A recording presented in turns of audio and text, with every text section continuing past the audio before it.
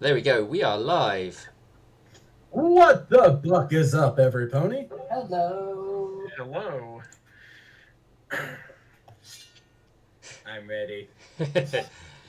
All right. Well, last time we left things off as you guys were just kind of getting underway with your final voyage. I mean, your most recent voyage. Yeah, just a Freudian slip there. I mean, hey, you know the name of the movie, right? It's a never-ending story. What was it? Final Uh, Destination. yeah, I was gonna say, you mean Final Destination? Or, The Hunt for Red October. Oh, wait, no. In that case, we'd be searching for another airship. Yeah. But yes, um, there is plenty going on the vessel. Well, I say plenty. You've got various many NPCs and what have you that are milling around, or other individuals talking, chatting. You haven't been travelling for long because we've done a lot of role play between the crew, so it's been going from travelling for about an hour and a half. No, sorry, two and a half hours flight time so far. The ship is moving with more speed than normal, so you've never gone this sort of speed before with the vessel, which is obviously a little bit abnormal because obviously it's been all the other time it's been going a lot slower. Yeah, apparently the captain, whoa. Oh, What? Sorry, that's too loud. Yeah, yes, but it is moving a lot faster than it has previously done. yeah, apparently the drunk captain kept the brakes on while driving. Having those emergency brakes on while you drive, Captain, that's not a good idea. Or better yet, she had a foot on both the gas and the brake pedal. I've sadly done that. Oh, I did that once, and that's all I needed to do it. I mean, if I tried doing that, my did car would you stall. um did you take a screenshot at least? Screenshot what? What? In my car? In real life? At this time of the year? No. Yes, I left the screenshot apps in my other trousers. Yeah, pretty much. All right, but anyway, I believe you guys had a meeting around the table as you were kind of worried about the outcome of this mission, and you had kind of sort of put into thought that you might have to come up with a plan B, C, D, E, F, or something like that, in case things hit the fan fairly quick. Yes, Milk Thistle reached the conclusion that the Stagboard is not going to be defeated by a mere weapon because he's, a god. We might be able to disrupt his physical body, but he won't be destroyed completely. Yeah, but even then, if his body is destroyed, that means he'll be weakened enough to where he'll have to go back to whatever, whether it would be the celestial plane or what have you, to heal up, and that would be by some time. Actually, that's a brilliant idea, Bern. Wait, What if I gave you a brilliant idea. What? what if we do manage to destroy his physical body? He will go back to his original home plane. We might be able to track him to where he is. Question GM, if we have, for the purpose of scrying, if we have a physical object of the stagboard, would Yeah. we be able to use that as a focus to pinpoint precisely where he is and then potentially travel to it? You could use that object to help you scry on him. There's no guarantee it will work.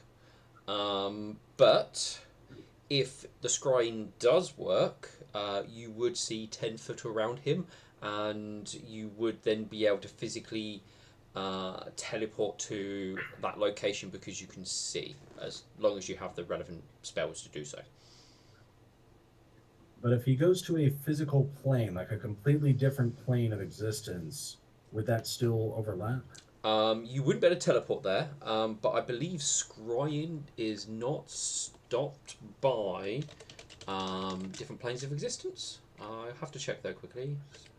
I think there's like a 1% chance of failure. Yeah, And you have to go for Well, different planes. I think that's the sending message. Scrying is a level 4, level 5 maybe? It's a Four, level 5. 5 Oracle, 4 other people, and 3 Bard. Okay. Physical. Save films.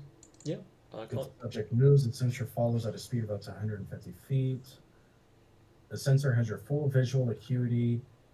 In addition, the following spells have a 5% chance per caster level of operating through the sensor. Yeah. Detect chaos, detect evil, detect good, so on and so forth. Okay, that's the 5% I was thinking of. Yeah. So yeah, you can use it to try and scry on things in other planes. You would probably have to roll some knowledge planes check to try and determine what plane he's on, unless there's a particular detection spell you might be able to use to work out where he is, depending where he's gone or if he's gone anywhere. Okay, I do have a +6 to knowledge planes. Does anyone have it higher? Not I. Wishful Double will. check my skills. Knowledge planes. I have a +5, so I could assist you. Wishful goes, oh, I'm very skilled with that. I've read plenty of books and my knowledge is definitely more vast, which translates to she has a +10. Very good. I will need your assistance with that when the time comes, or rather, I'll assist you since you're more specialized with it. Yeah, she can also get an extra bonus d6 to it without using a Mythic Surge. Mythic Surge. Yeah, there we go, that's the one. Oh, Excellent. oh, and apparently she's missing some skill ranks in something. I'll have to. Suddenly, I have much higher hopes for the benefits of this mission, but not for what the mission was intended to do. That it could lead to success. Well, I suppose that's at least a better outlook on life.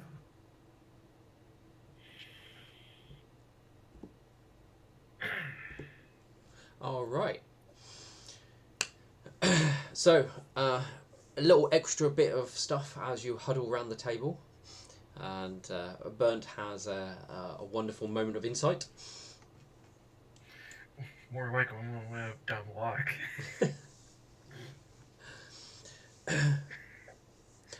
Wishful Might does. just be what saves us. Wishful does add. Do you need to hold or be in possession of the object to help you scry? Possession, yes, but it doesn't need to be held. It simply needs to be part of the ritual. Oh, okay. That should be good, because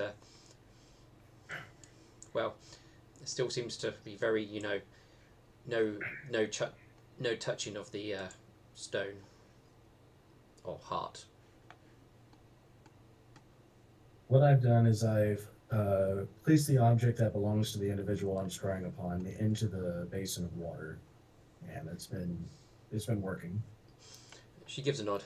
I've not tried using the spell. I mean, I've read about it, and well, everyone seems to sort of do things slightly differently with it and how they interact with their the elements of it anyway. A lot of people use mirrors, which is interesting. Well, the mirror is used to Focus. create the image that we see around whatever we're scrying upon. Generally, when I use it, the reflection of the mirror goes into the basin of the water where the object belongs, and then the basin of water shows what we're looking at. Ah, yes. All right. Well, I suppose we should enjoy this wonderful flight until we reach our destination. Mhm. Is there anything else we need to know, share, or discuss? I do not think so. That's urgent. Miss Katerina, I believe you and I should contact our mothers this evening. Yes, we did agree on that. I will send her message tonight as the sun begins to set. Very well.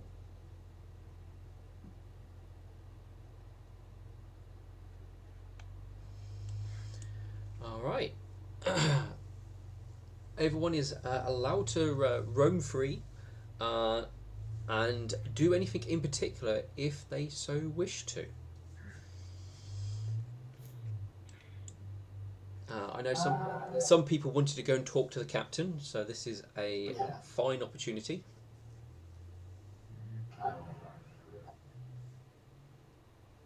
Milk will decline to speak to the captain tonight, since she'll be busy. He's going to be writing down notes in preparation for when they meet the stag lord.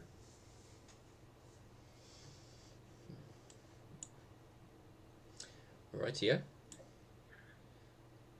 You're right there, Alex. You seem to be struggling with movement. No one's guarding the captain or such? No, no one's guarded the captain. I thought Alexandra was going to go. He has. So can I do? She sort of looks up from obviously what she was doing, and she gives you a warm smile. Definitely a different look to what you normally get when you look at her. She's definitely looking in a far better state. Not quite sort of bags under her eyes. Kind of really messy mane, and I definitely an unwashed smell which you were normally used to. Now she's very much looking far more nicer than she has done in the previous weeks and months. Hello, Alex. It's good to see you. I was a little worried once, the last time we saw each other. Yeah, well, it was. It's been a bit interesting. At least a bit of a whirlwind few days. Yeah, none of the Blaze people hurt you, right? They were a little bit heavy-hoofed, but not like anything major, and they pretty much sorted out anything that that happened. I mean, some of it I don't remember too much, but I suppose that's what happens when you're coming off coming out of a bit of a strange haze you've kind of been in for a long time. I just want to do a quick sense motive to leave. Yeah, you can. Yep.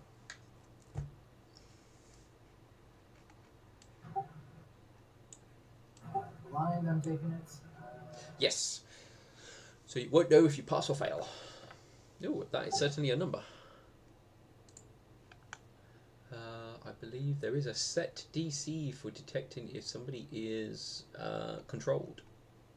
Yeah, I'm going to throw a hero point on that just to make sure. Okay, sense enchantment.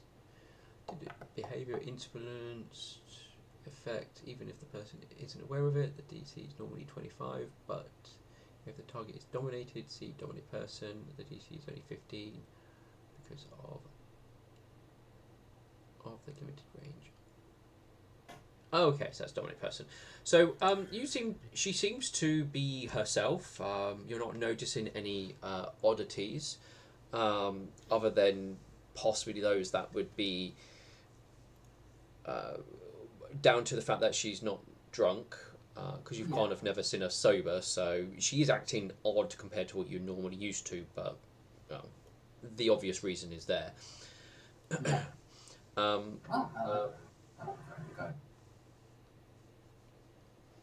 Did you want to ask anything, or? No, I just wanted to check up, make sure that you were all right. No, I'm fine. Thank you for checking. Quite welcome. I should probably leave you to flying then. Oh no, I mean, it's well, straight line. It's fairly simple at this point. Almost anyone could fly once they know they need to what buttons they need to press.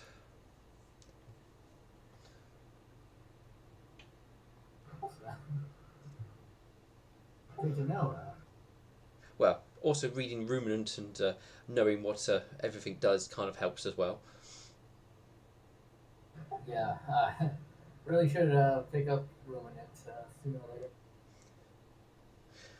Well, if you want to see what the basics, I can show you a few things. Yeah, that would be nice. Nightshine and I were talking about him teaching me, but never got around to Well, setting up anything for it.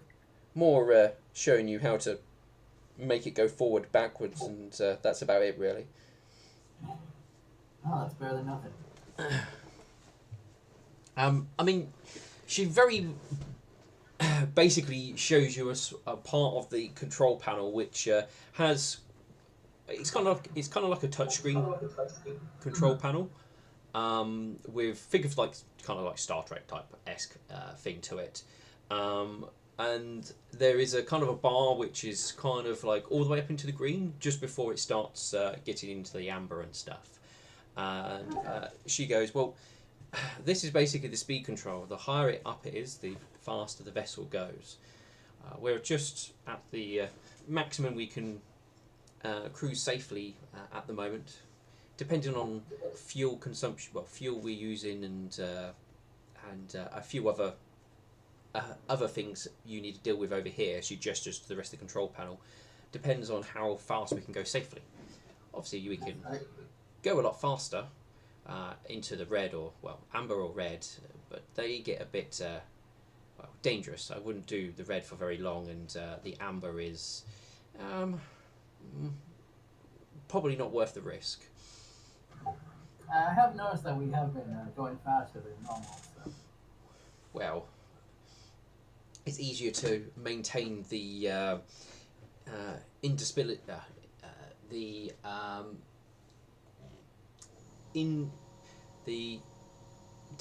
indisponibility. I can't say the word.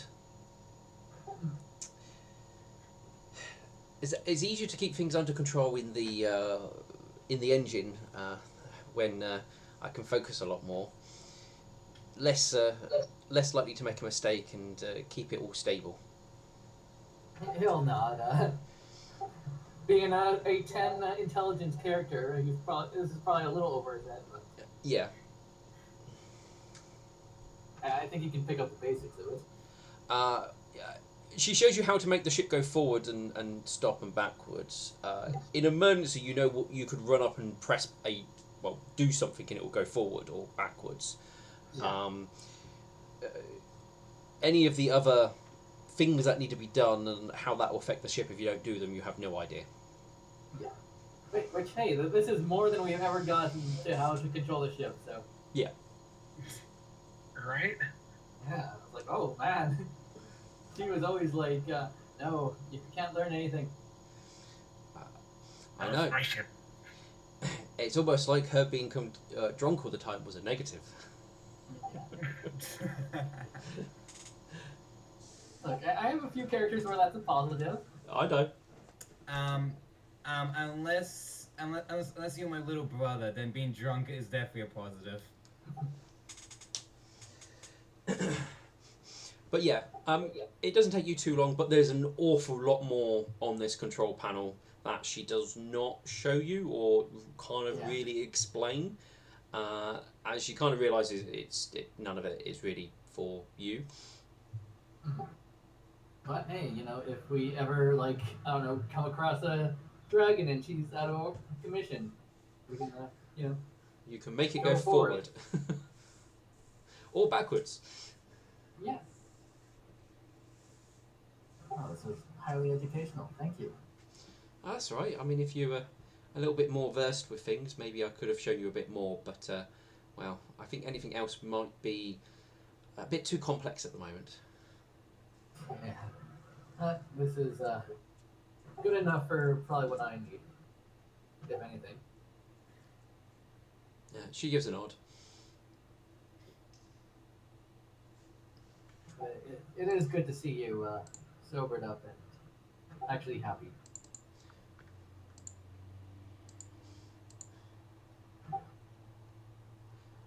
She gives a somewhat of a smile, and I guess I've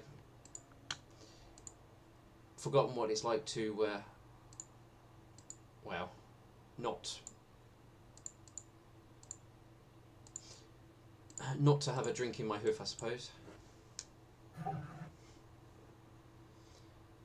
But anyway, it looks like you're wanting to get back to other things, so I'll let you head off. Have a good rest of the day, afternoon.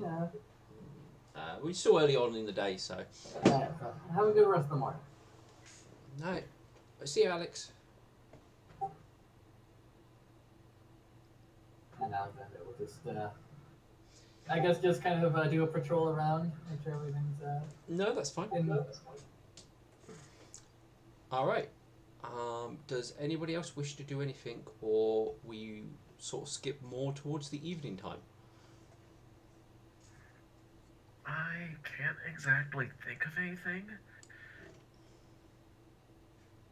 Thinking I'm mostly brain hurt or healing stone right now. I completely understand. I was like that a little while ago, but I have my energy drink, so. All right.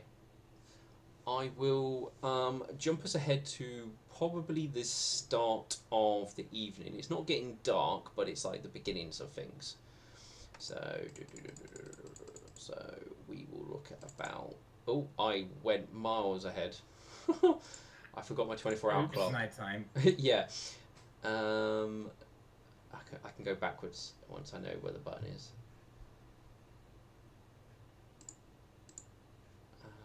Where is the journals? Calendar, right. Let's go back. Hour. Time traveling backwards. Yeah, just before 6. Alright, so the evening's coming over the ship. Swift Gadget is still sort of flying the vessel, but she has slowed it down a bit as she is getting tired, but she is keeping the ship going for the time being. I was gonna say, doesn't she still have my one ring? She probably does, but it's not having the effect that you would normally expect. Almost like she was probably removed. Stuff was removed when she was taken into custody. Oof. That would explain. Yeah, I need to get that week back of it working. Yes.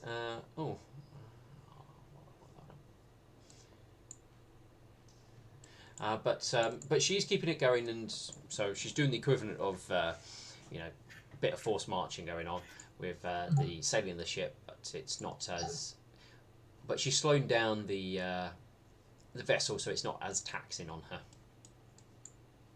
And with probably how fast we're going, it probably makes up for it. So.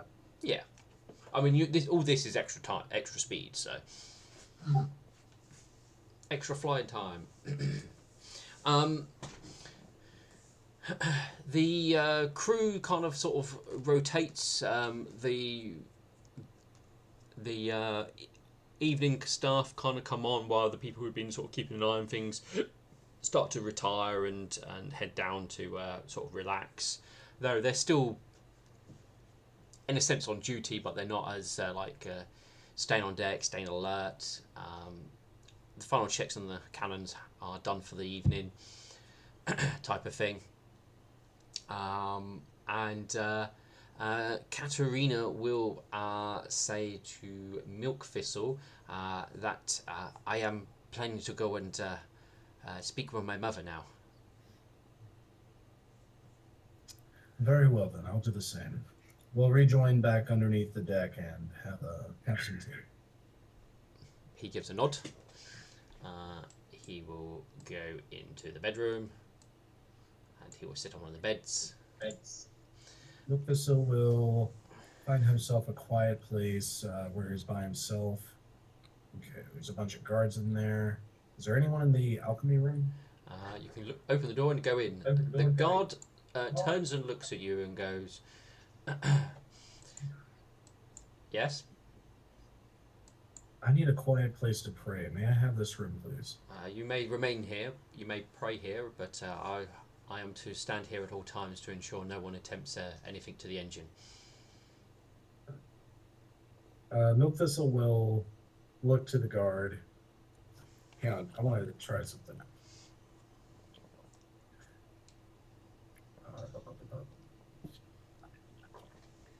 You will let me have the room.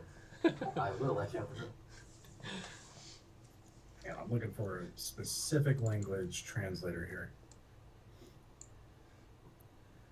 Milk Thistle looks to the guard and says, Dicis infinialis. He raises an eyebrow. Asking the guard if she speaks infernal. Oh, no.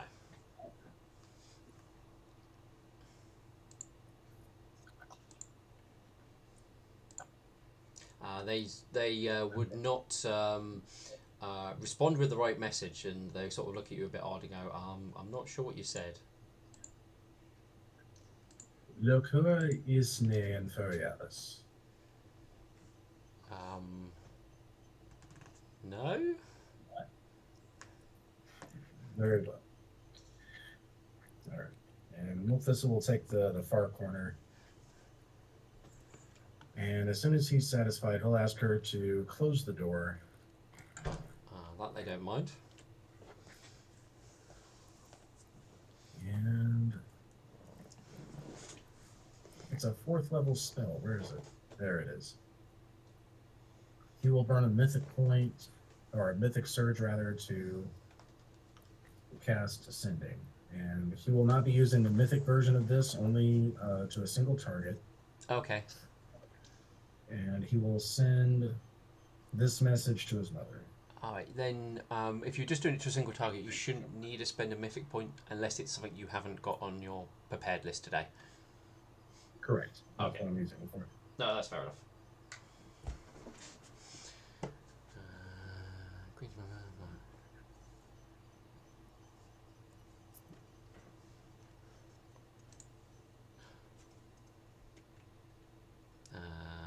I'll whisper this back to you because only you will hear it.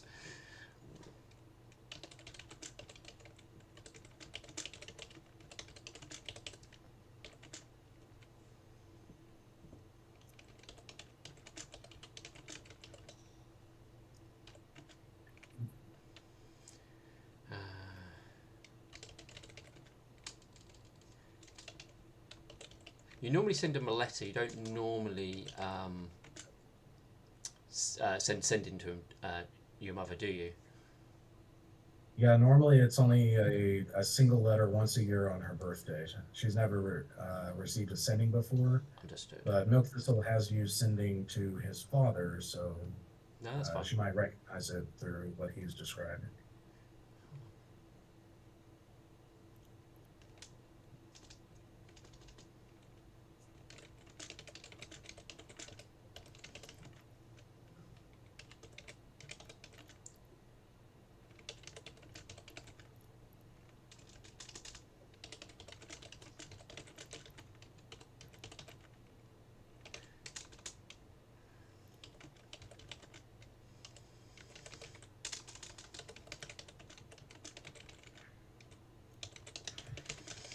Right, now I need to count how many letters and work out where I stop.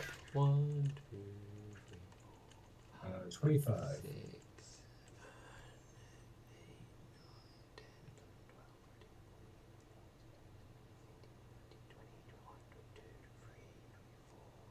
5. Okay, so I'll get rid of all that.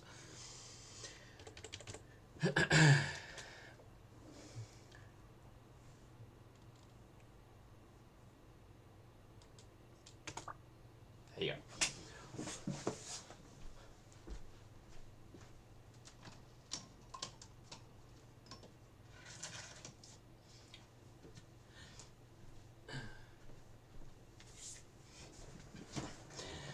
And you're pretty certain she's probably still talking. Still talking to me? Well, you're not hearing it, but you're pretty sure she's still carrying on that conversation. Oh, okay, I see.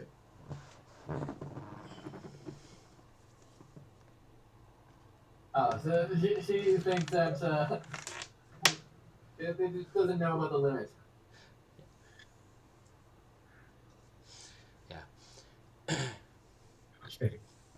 Yeah, she pulled a duck. She didn't know how the spell works.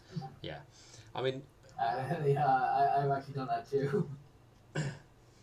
it's generally a common thing where with people who have experienced it for the very first time or only have a rudimentary understanding of sort of certain magics.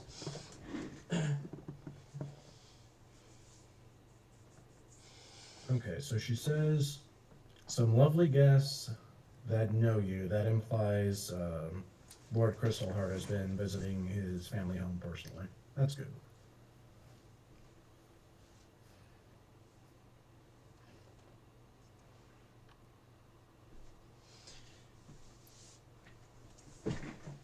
Well, you hope it's Lord Crystalheart anyway. You know what? That's a good point. I should send another message. As the thoughts in the back of your mind going, could it be the evil people doing it? Yes, play with that paranoia. It's my job. Remember, it's not cowardice to be paranoid. Yeah. I was gonna make this joke. Oh, it's not paranoia if they're out to get me. I mean, I feel it's a. It's not. It's It's not. not paranoia when you have 20 enemies. Well, one big one. Yeah, we don't have 20 enemies, I'm pretty sure. 1, 2. Well, Alex has got an additional one.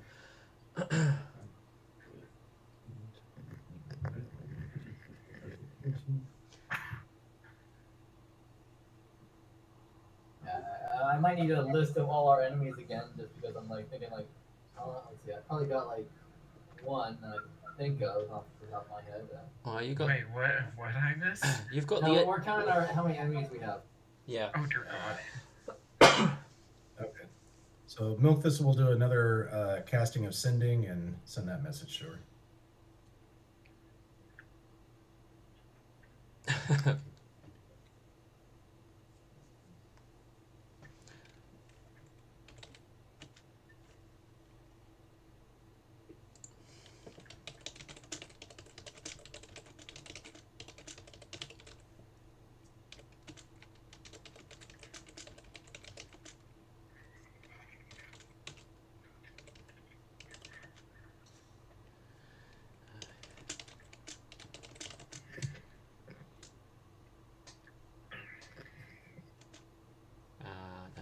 That's fine. You get the idea what I'm trying to spell there.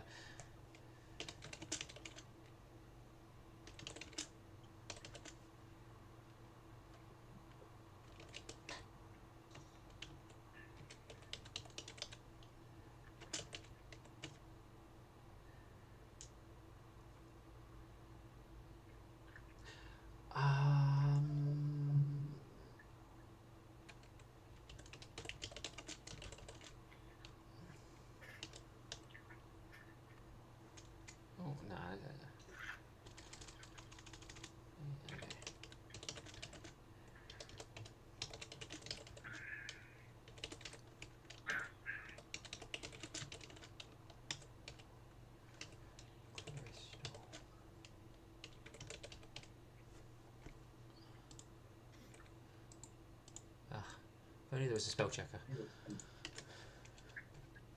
There we go.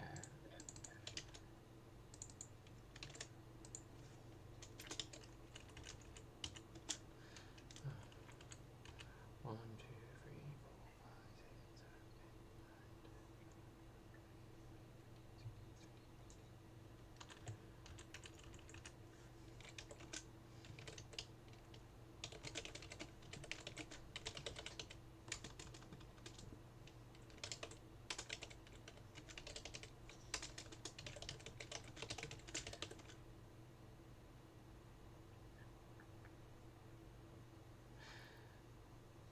Alright, so 1, 2, 3, 4.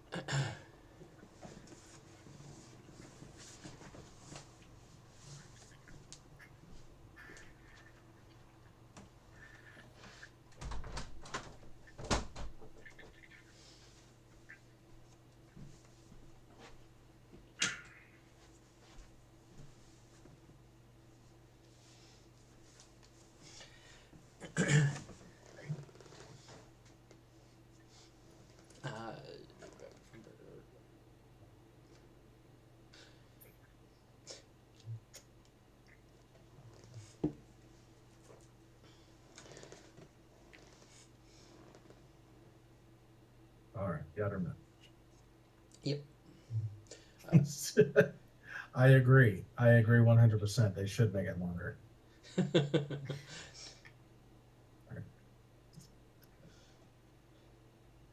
Sadly, again, she was definitely cut off mid-fly.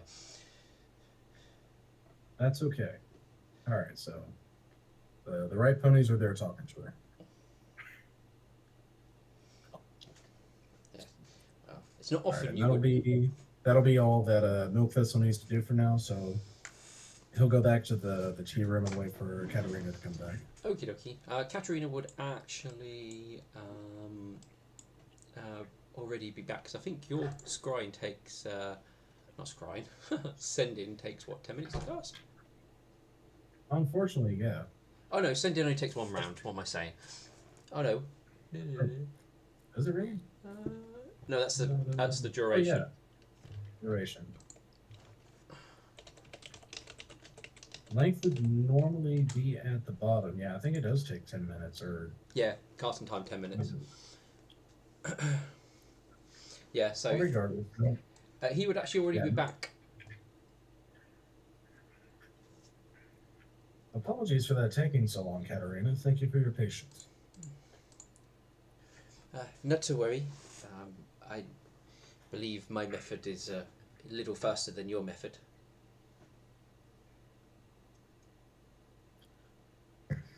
And Milthistle will start prepping the tea. So, would you like to go first, or should I? I can go first. Please do. My mother is doing well. She does say there is much activity going on, but does not know the full reason of such activities. But I told her of I am safe and travelling once again in this skyship.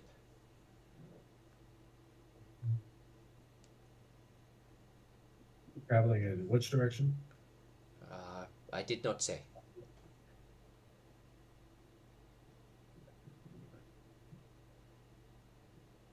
Well, my mother is doing well also. She was very happy to hear from me and entertaining some guests when I called her. So I'm glad to hear that both of our mothers are doing well.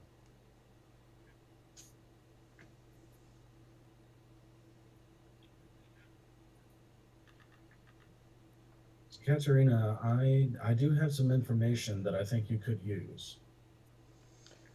Oh. There is a lot of hustle and bustle, and your mother could very well be in danger. I know I would certainly want to protect my mother if I were able to do so. Why do you think she'd be in danger? There is a powerful threatening force headed her way. They will be targeting the stag board,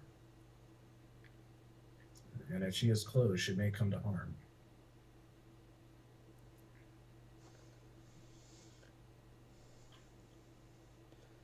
Perhaps I should warn her to stay away from anything big happening. I think that would be wise, but this must be kept very discreet. For if your mother were to lose this information and it get back to the Skag Lord, it could compromise her as well. So make sure that this stays just between you and her and no one else, and that she understands. I am sure she would. She will understand.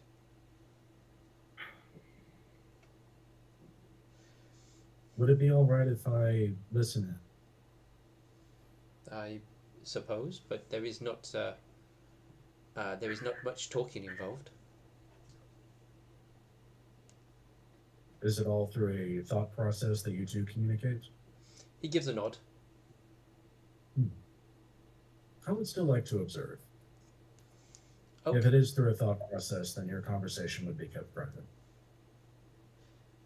You may watch. It might not be that interesting.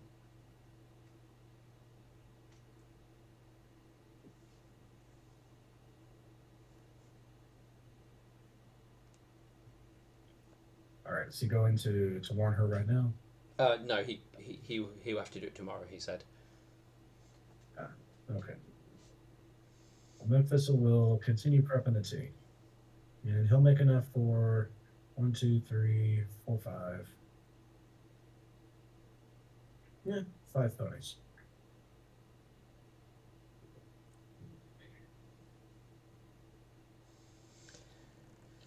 Tea for all. Well, for most.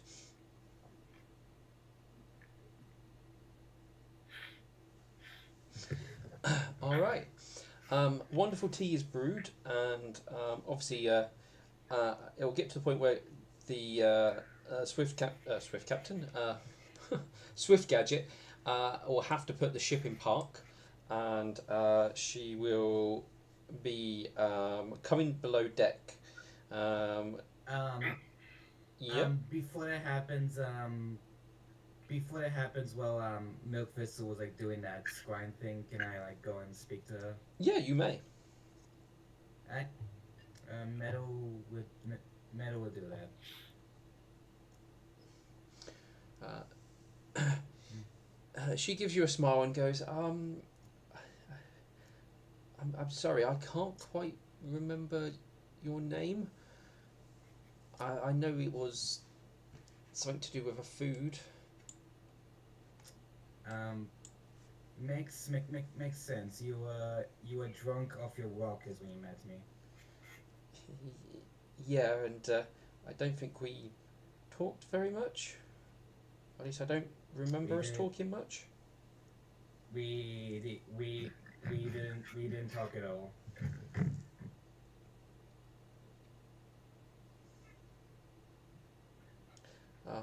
Well, Awkward silence. what did you want to talk about something now?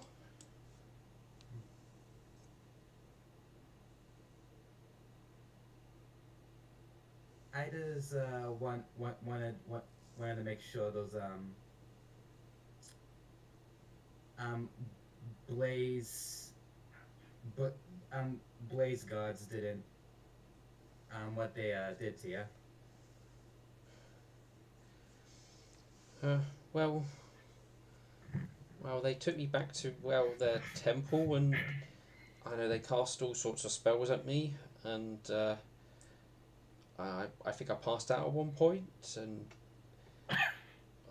I definitely remember waking up feeling better than I have done in quite some time, or at least a little bit more,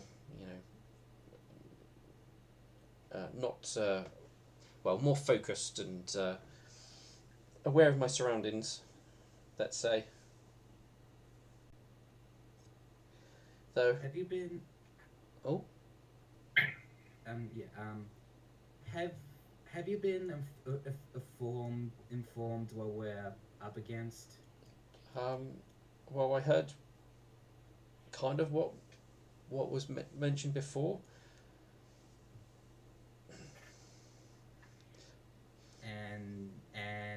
And do you know what's the end at the end of the journey? Not well, not really fully. I mean, there was a whole lot of speculation what we'll find, but I suppose we don't know until we get there. I guess they didn't tell you. Oh, they were most likely on a suicide mission. Well, they didn't say anything about suicide mission, no. We are going up apparently a corrupted god named the Stag Lord.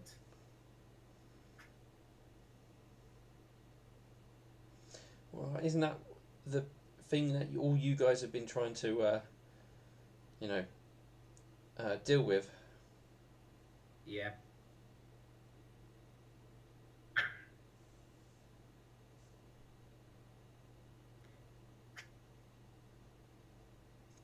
Awkward silence again.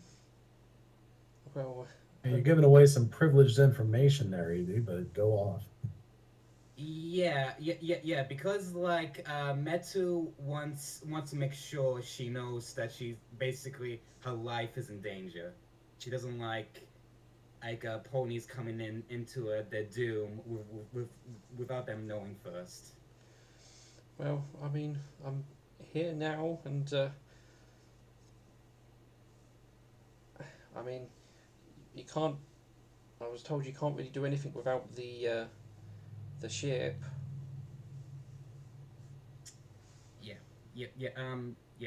Do you actually know that at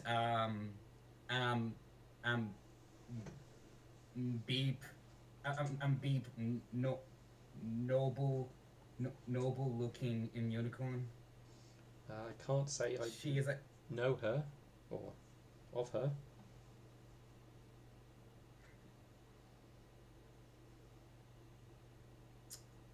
well, like she's the Beep that she got you thrown in the cell in the first place. You were put in the cell, right?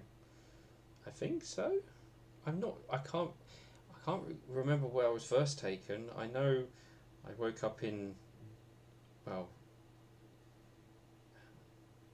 they referred to it as a cell, but it wasn't like a jail cell. It was more, a simple room, and the door wasn't locked. Though there was a guard standing outside.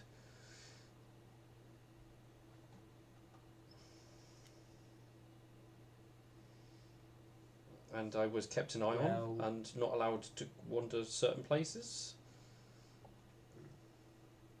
Well, like she's the one that like sent us on this mission. Well, I suppose. Well, with you guys along, we should be fine, right? I mean, you wouldn't come along if it was that bad, surely. Swift. Your name is Swift, right? Yeah, Swift Gadget. How good are you with like numbers? Is specifically percentages? Numbers are my speciality. I'm very good with math. Okay. Okay. What is the percentage of us surviving against the corrupted gods that is known for taking out an entire land and has the ability to summon multiple demons and powerful ones that could like kill a well-trained pony almost instantly, or with overwhelming numbers, Um, and has godlike powers. well, there's a number of variables that I couldn't factor for. I mean, don't you guys have godlike powers? Minor godlike powers. Okay, well there's We are facing an actual god, apparently. so well 5 of you. I mean they're probably not high, but not like impossible. There's there's a lot of unknown factors that I couldn't even begin to try and calculate.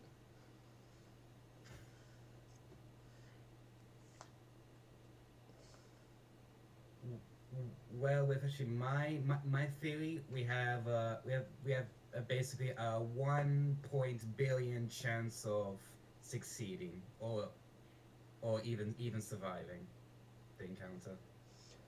Um, that's not quite how numbers work. Because 1 billion would. Do you mean 1 and a billion zeros? Because that would still make that 1%. I like it how like specific she is.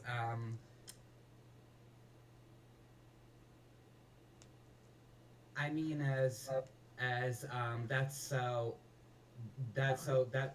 chances of succeeding. One in a billion chances. Oh, 1/billion. Right, I see. Mm-hmm.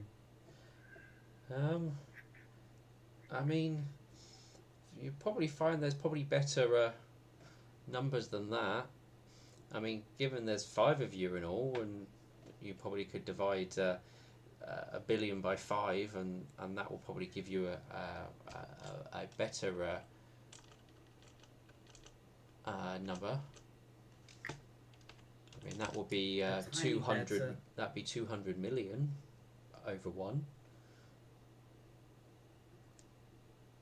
Like I said, our powers are very minor, compared it to an actual god. Hell, we were even told that these powers would give us a small chance, and that's it. Well, I mean, sounds like then that number might be right. 200 million over 1 then, maybe?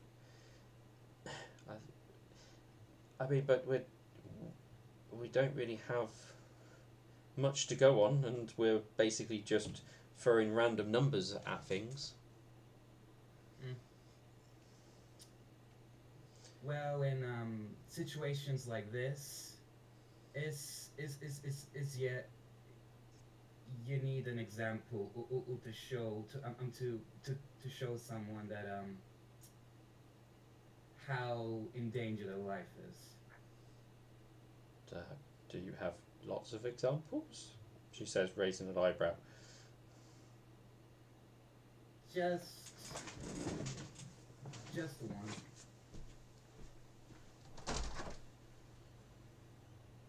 Well, I believe you are informed about the situation. I'm gonna head off. Okay. Here's your pessimistic message. Bye. Jesus Christ.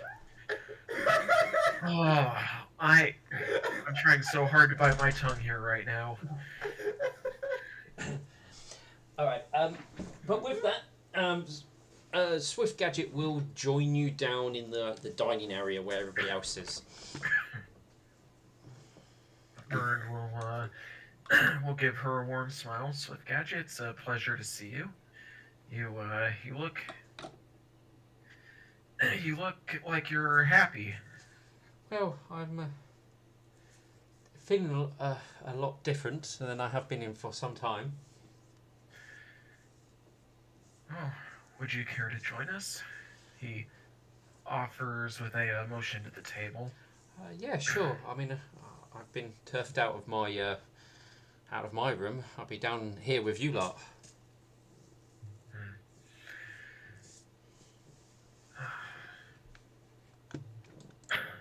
He'll give a smile. So, looks like it's coming up. This is our final mission after all. Oh, you guys be going elsewhere after this?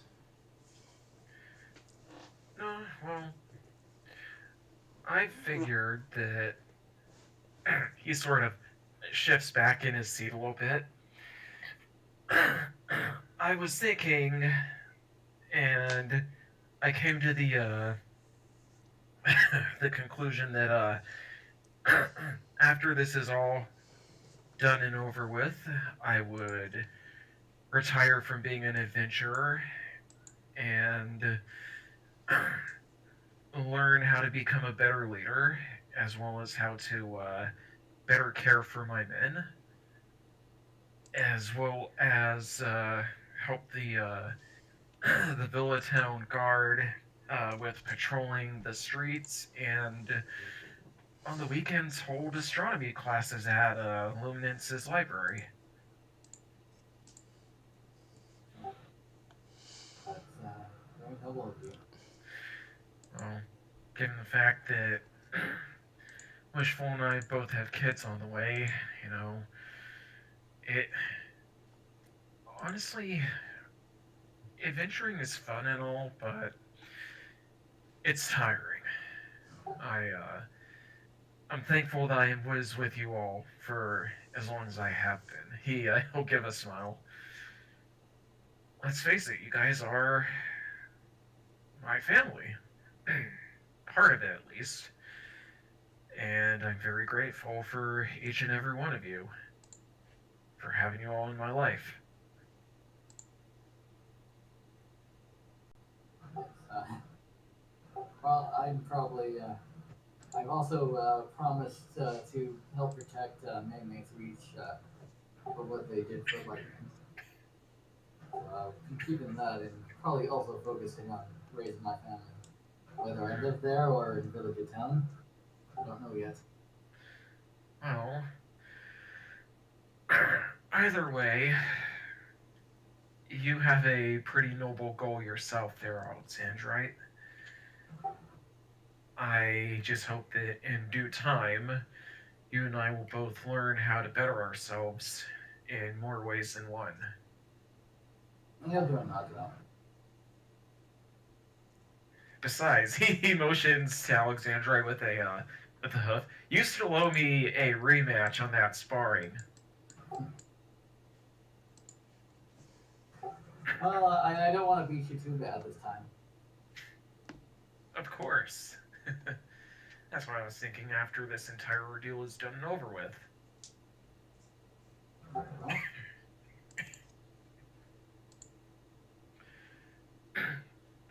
So, Swift Gadget, he just politely looks to her and sort of tilts his head. What about you? Do you have any plans for after this is done? Not at the moment. I'm not certain what I'll do. I've got a little bit to think about it, I guess. of course. I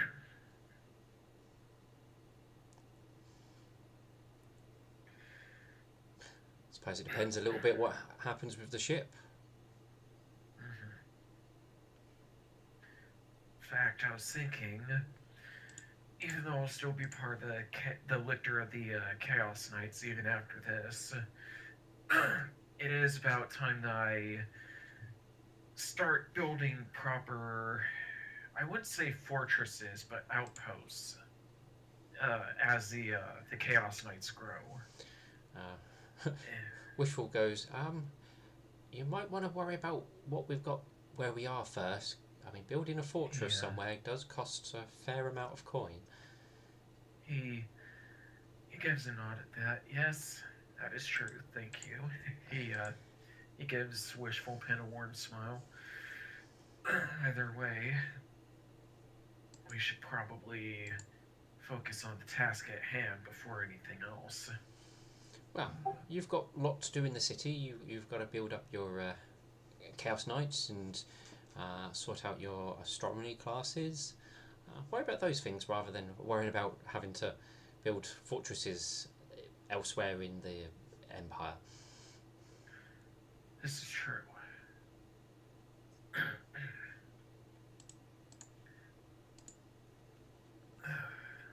I'm happy I was able to go on this long journey with you all.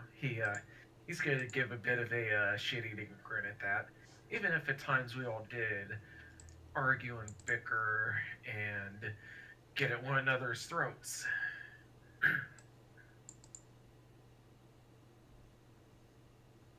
Yes.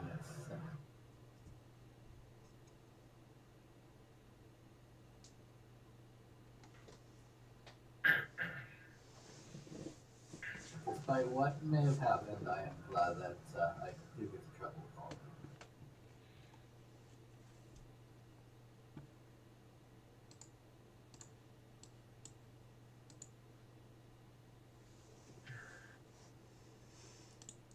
Well, I'm happy to call you all my friends as well, says Wishful Pen.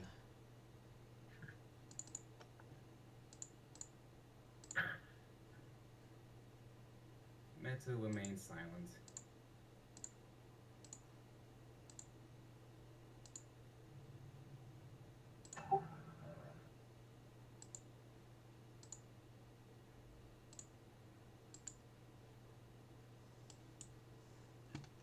You know, Bert is gonna approach Thunderclap and give him a smile. Do you wish to join us at the table? You're Nope. more than welcome to. I should have probably had him at the table. Yeah. Oh, for a moment there, I've been you here all the entire time.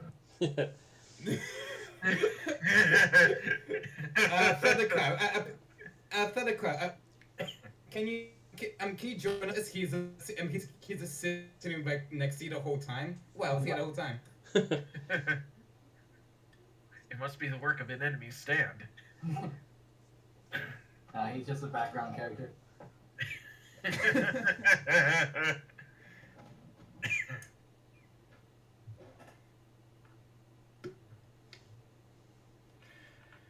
Alright. Sorry. No, it's fine. All right. I mean, unless anything drastic, kind of move on to the next morning, really. Unless anybody wanted to do anything this evening. Nope. The full moon's going to be on the following night, correct? Let me check my calendar. I think that's what the calendar showed. Yeah, Yes, tomorrow. It's all white, which means it's full moon. Oh, actually, I did have something I would like to do before I forget. Okay. With my my new class, I get locate ally, which is like locate person, but only with allies. So I would like to check on lightning. Once per day, Vigilante can cast locate creature as the spell-like ability. Right, I think there's a range limit on that one. Yeah. Let me see here. Okay, creature. Your range limit is as locate object, because of course they can't just tell me on one spell. Yeah, you're definitely out of range, given that it's 400 feet plus 40 feet per level. Never mind then. So yes, you wouldn't be able to check up on lightning, I'm afraid.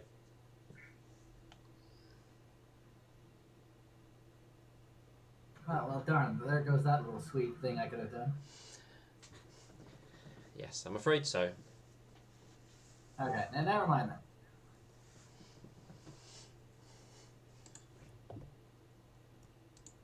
You attempt to locate lightning, and a little message pops up telling you you're out of range.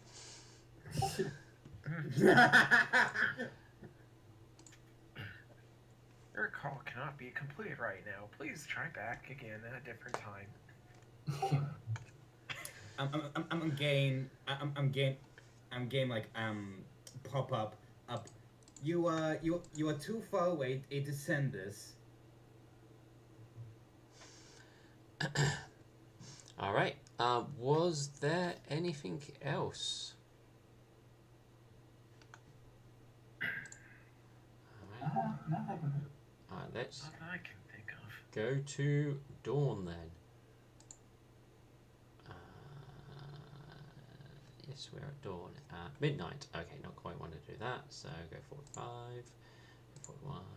The weather is scattered clouds, but mostly clear today, with as warm as 15 degrees. And those of you who live in the one country that still uses Fahrenheit, centigrade to Fahrenheit, it is 59 degrees Fahrenheit. God bless America.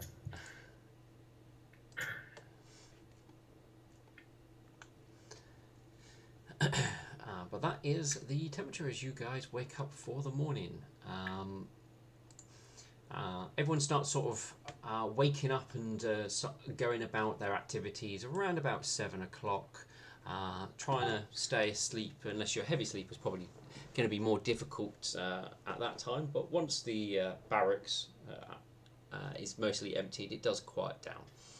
So you probably could have a little bit longer after a bit of noise to start with, if you're the sort of person to sleep more. Alexander will probably wake up to do his prayers.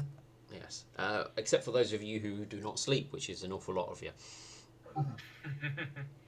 Sleep is for the weak. Well, it means there's actually bed space. On the contrary, sleep is for the strong.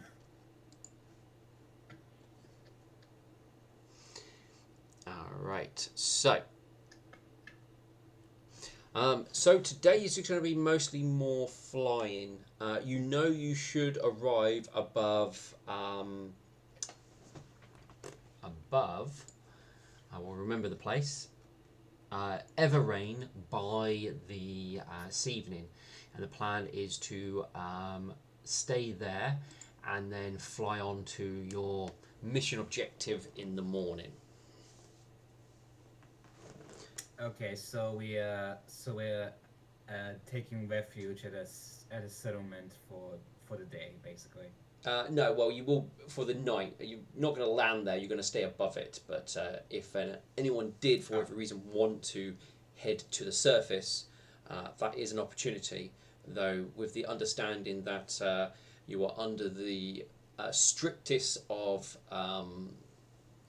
secrecy, and are to return back to the ship. And ideally, you should only leave the ship for the most critical of things. So just to go into the surface just because you feel like it isn't really going to be an acceptable answer. I gotta use the bathroom. Then do it over the side. Do it over the supper.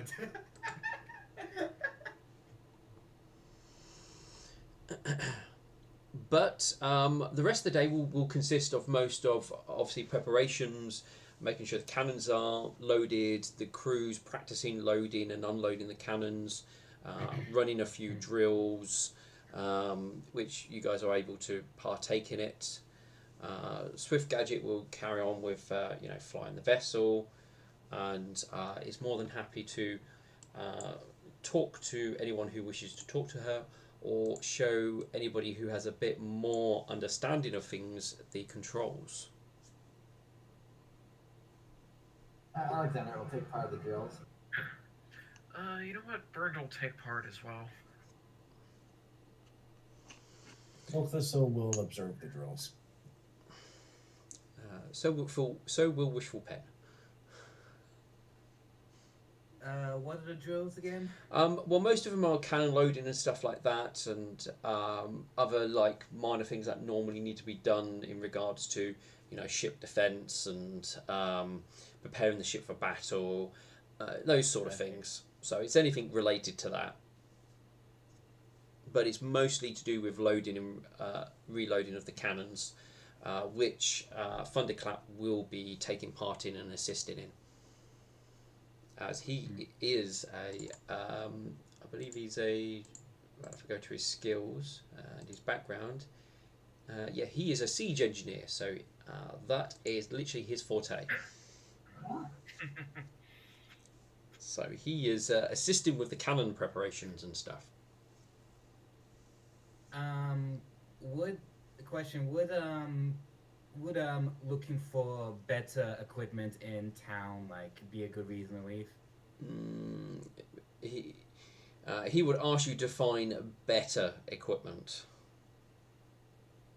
Because he's saying he's looking at you and you're holding adamantine bastard sword, adamantine armor, and if you can find equipment back down there, then he would eat his hat. I mean, I hate to say it, but they have a point. Okay.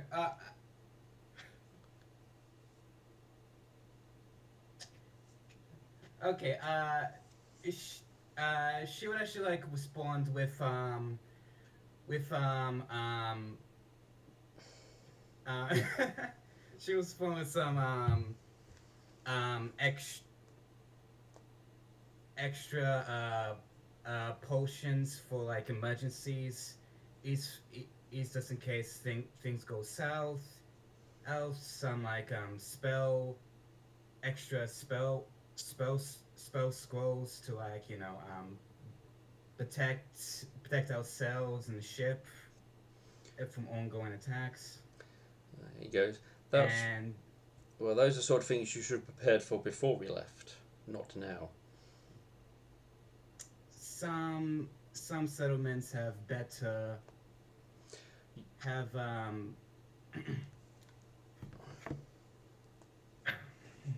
more powerful You just left a. stuff on there. He looks at you and goes, "You just left the city, which has the most current resources of what's left of the Pony Empire, and you think a. Where is it? Here we go. You think a backwater settlement that probably barely has. He would know this. Where is the settlement?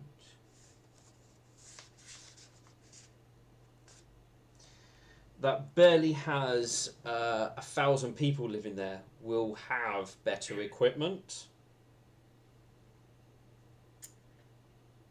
I guess you don't travel much, do you? Clearly, you don't visit many places. Oh, I visited more places than you, clearly. Evie, the place doesn't even have a target. Ooh, are you sure you want to do this? Uh, uh, she is actually like, I mean, like, she doesn't care. I mean, you're kind of digging yourself into a deeper hole. He looks at you and goes, "If you weren't mission critical, I would put you in your place. Perhaps after this has been done, I shall do so." I look forward to it. It'd be good to show you some discipline. And I'll show you oh, what I can do. I just actually like imagine we just like giving like each other like death stare. Oh yeah, there is definitely that look exchanged. Alexander just rubbing the bridge of his nose here, like. Burn is At just. least, Sorry. at least for a blaze worshipper, you have somewhat of a brain. That's what you say. Sorry. I'm so glad that Burn is focusing on his drills and practice right now. Otherwise, he would have been knocking the shit out of metal. and then she'll be probably knocking the shit out of you. Then when this is over, I challenge you to a duel of honor.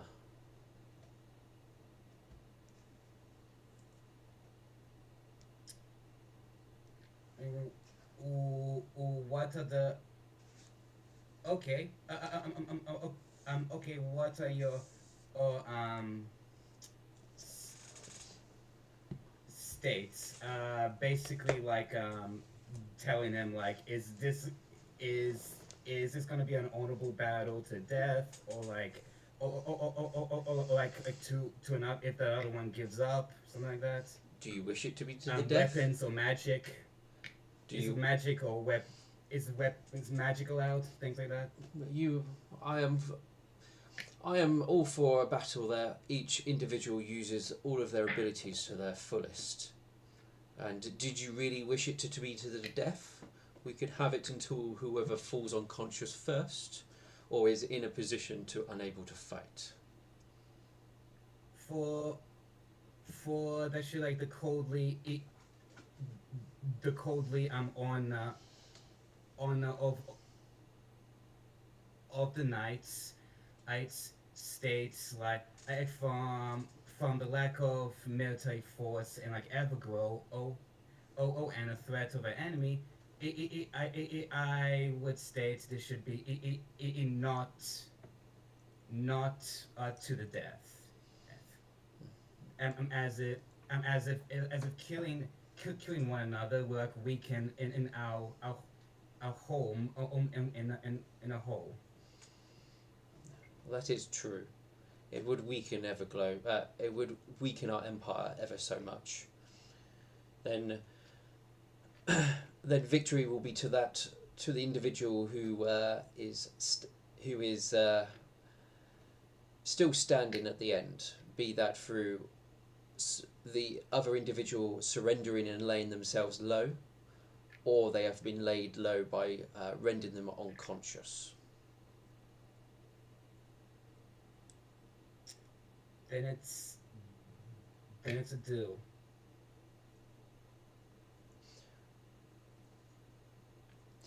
The loser will admit their utter failures, their utter failure, and how wrong they were.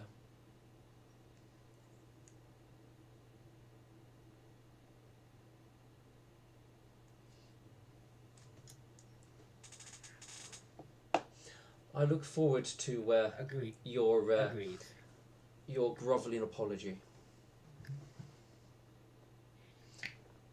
If we like survive this, Oh, I plan to survive this. If you die, then that means I win.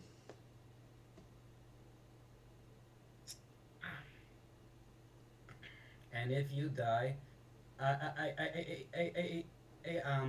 that means the do never happened. No, if I die, that does mean you win, as you are the as you are the victor. There was no victory in a do that never happened, and The challenge has been issued, and so the challenge started. oh no, the battle commenced the moment we agreed upon terms. We are merely waiting for the moment where we can engage fully in battle. But we are still in open battle until the moment we finish, though we may not cross blades just yet. What did I expect from a mindless blaze worshiper? You'll be Then I look forward if we survive. I've to your to your apology and to how wrong you are about worshipping your so-called goddess. Well, then we will see how wrong you are for not worshipping her. One way to find out, huh? I look forward to this.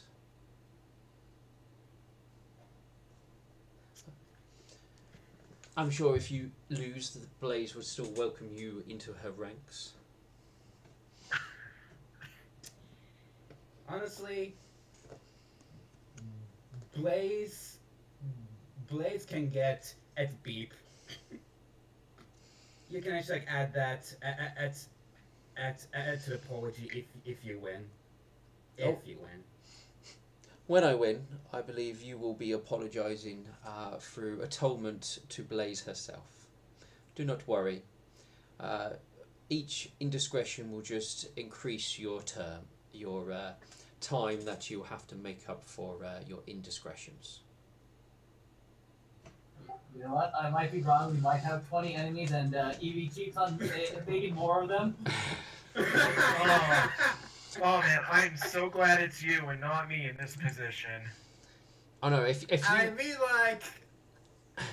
I was like genuinely surprised it did not happen sooner. Yeah, I'm like, how many people on this ship are you going to piss off before we actually get there? Yeah, I mean, let's see. There's actually like a list. There's like a entire list. Like, let's see, pissed off him, pissed off him, pissed off her, pissed off You him. pissed off a lot of people already. You're not winning the beauty pageant here, or even the popularity contest.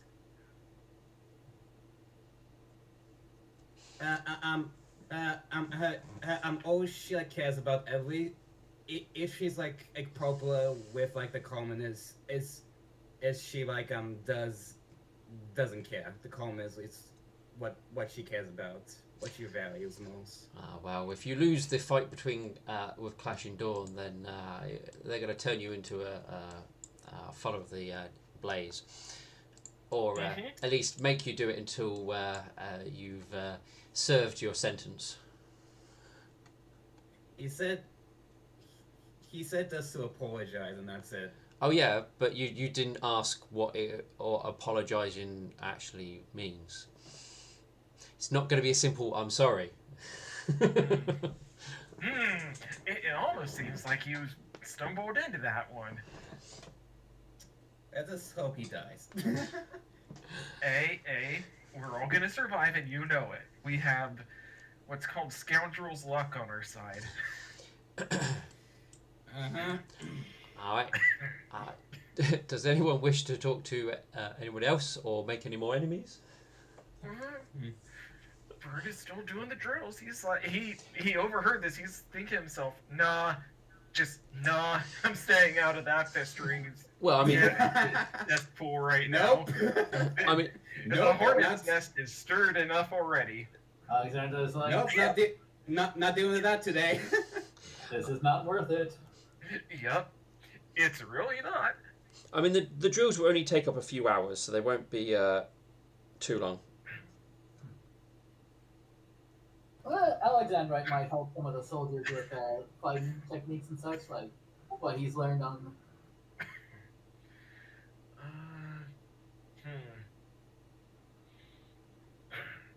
Do some like one-on-one teaching. Yeah. I mean, one-on-one teaching is there's no issues with that.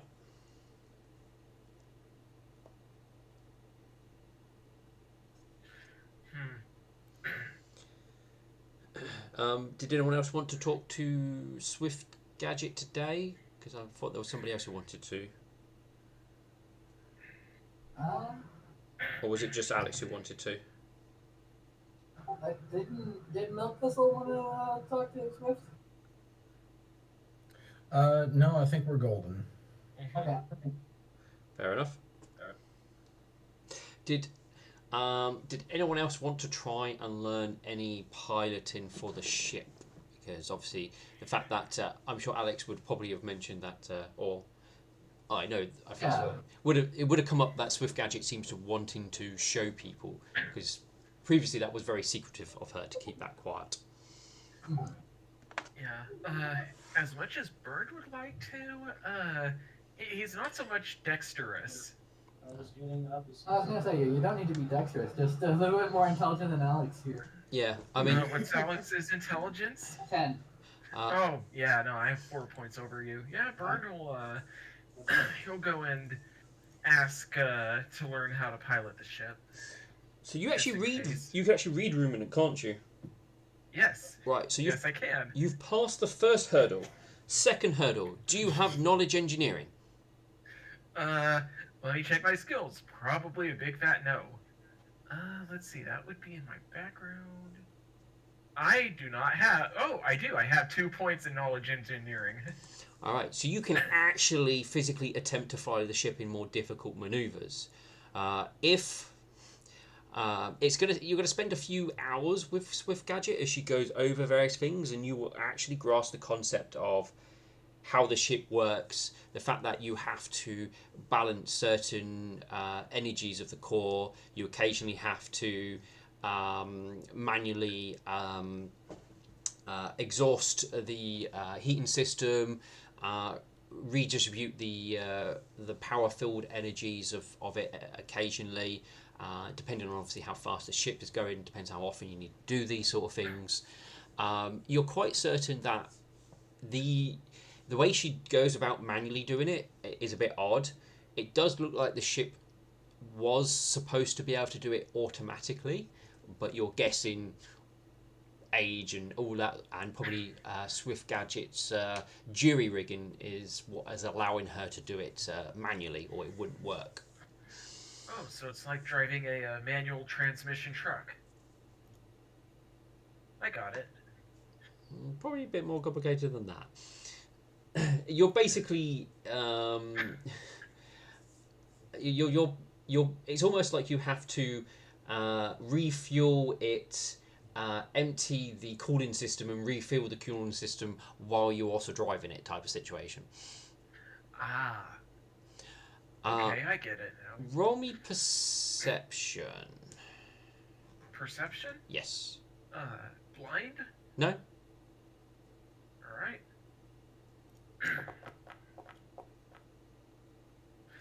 I'm gonna add a d6 to that from a mythic surge, because that was a bad roll. Okay, okay. Hey, 16. No, 17. I forgot I had that feat. Yeah, +1. All right, so you notice that she's completely avoided one part of the control panel that is lit up and stuff. It just states fuel source empty. And it's using odd terminology, which there's no translation from ruminant to common or sylvan or anything like that. So you don't quite know what the word means because you've got no direct translation. Hey, Swift Gadget, do you know what this is? It's something about fuel being empty? He sort of lightly points to the button. She goes, oh, well, the best I could work out when putting it back together, that controls some sort of plane shifting. He just sort of like blinks. Just he sort of like zones out as he's just blinking, and it's like the internal screaming gif of the main character from The Last Unicorn, where she just has that dead expression on her face, and then he just sort of shakes himself out. And he said, "I'm sorry, did you just say plane shifting?" He asks he's being very polite about it. Well, It's almost like he kind of can't believe it. I think so. I mean, based on what I could read in the texts that survived and putting various bits back together, if I had to put my educated guess, that's what it might be doing, because it's referring to traveling to, it's referring to travel, but not here, traveling elsewhere. So the only elsewhere that I'm aware of are other planes, but I think it only takes you to one. I don't think it can take you to any. I'm not sure where that one place is, because it's, I don't know, whatever they're calling it doesn't translate to any planes of existence I know. I see. I mean, This. the best translation I could put it to is something like, well, I want to say home, but I think safety or sanctuary is probably what the closest terminology is for it. But yeah, but it doesn't work. I've never found anything what it will fuel it, or even how the fuel for that bit goes in. Huh. He sort of looks at it, and as he's looking, there's the gears in his head are starting to turn. I had a spark of inspiration yesterday, and this might just be what we are needing. But the biggest issue is figuring out what fuel source it is and where we put it in. There's probably something into the core, but yeah, I mean, I suppose the issue is there's a few places you could shove something, but without knowing what the fuel source is, I wouldn't have a clue where you would shove it. Well, that is fair. He'll do a little bit more practicing with the airship for a bit. He's mostly going like quiet as he's contemplating and thinking. He's mostly practicing out like simple maneuvers at first. Yeah, she's teaching you sort of like maneuvers, hard turning. She does show you, tell you that the ship can can fly on almost any axes, but if you obviously go to any angle which would cause people to go falling off the ship, you should activate the weak. Well, she goes weak. We'll call it a gravity field, but it's not quite a gravity field, because if you jump, you would still fall off. But if you don't jump, it will hold you onto the ship.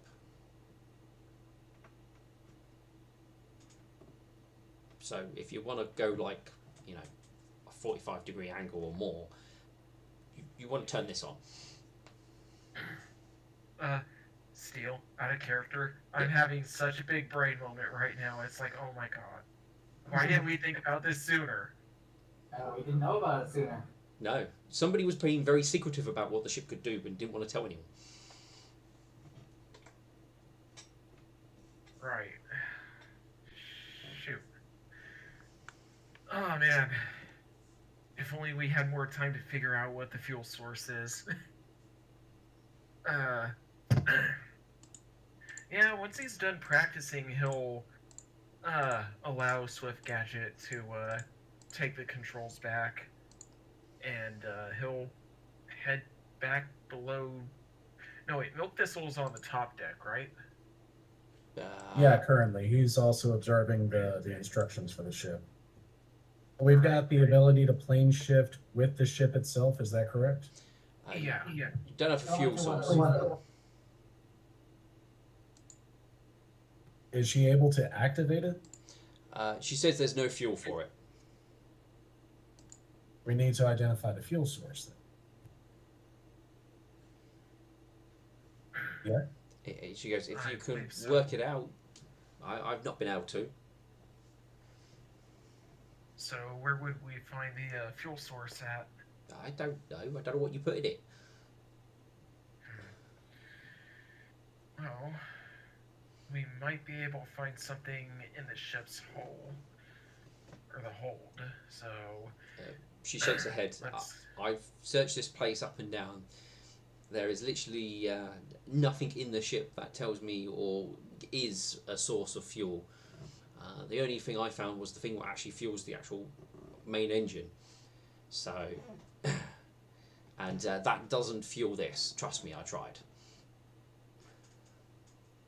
Yeah, Alexander is going to wander over because he has an idea, or at least I have an idea that could help. Yeah, there's clear animation and you can hear discussion of your ears twig when you hear sort of something about plane shifting, like, oh, what's going on here? Yeah. So yeah, Alexander will come in and say, you do know where the export, or the place where you put the fuel is, right?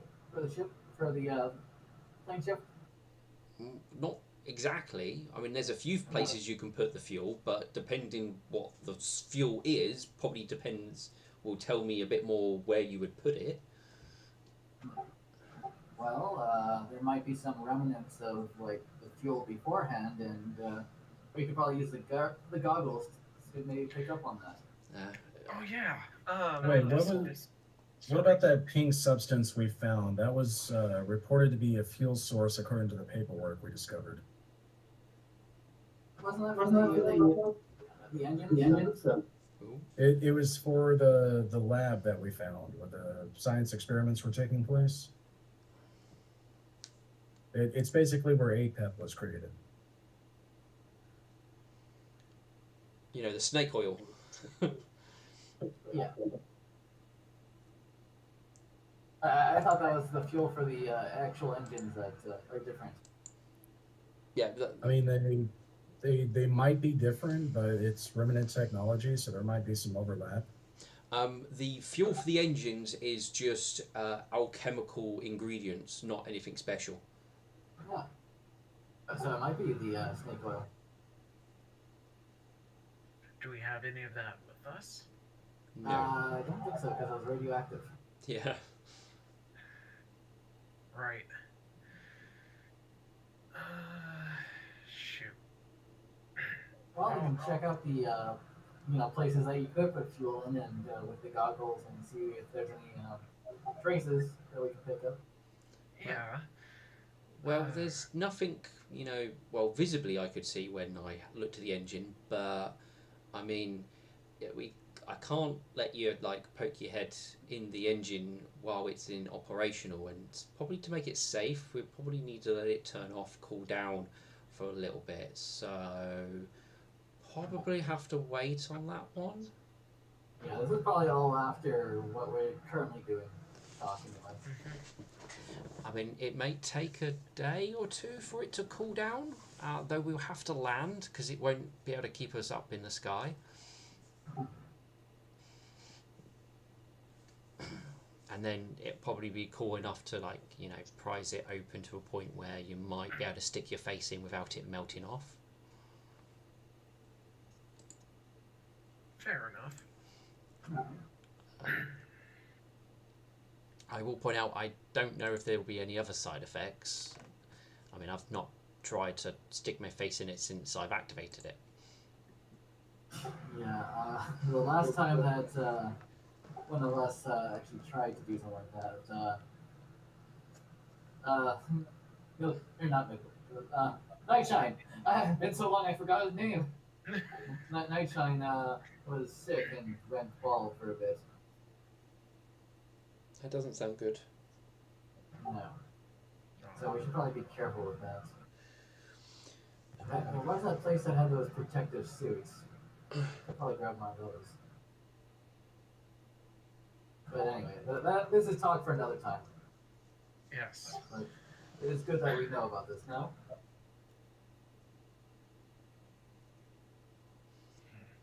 It could actually lead us perhaps to the ruminants.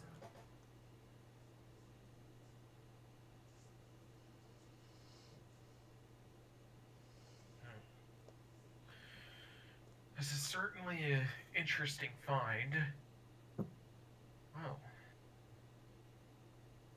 I guess now we have a bit of an idea as to how we can better our chances.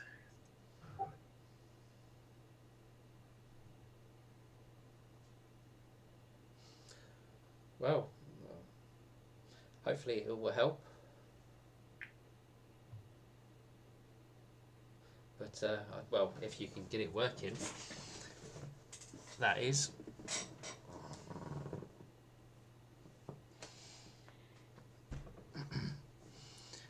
But if it works, or if there's fuel in it, I will point out I don't know how it works because I've not tried using it, so it'll probably be a bit of guesswork. I mean, educated guesswork, but it'll be, guessing still.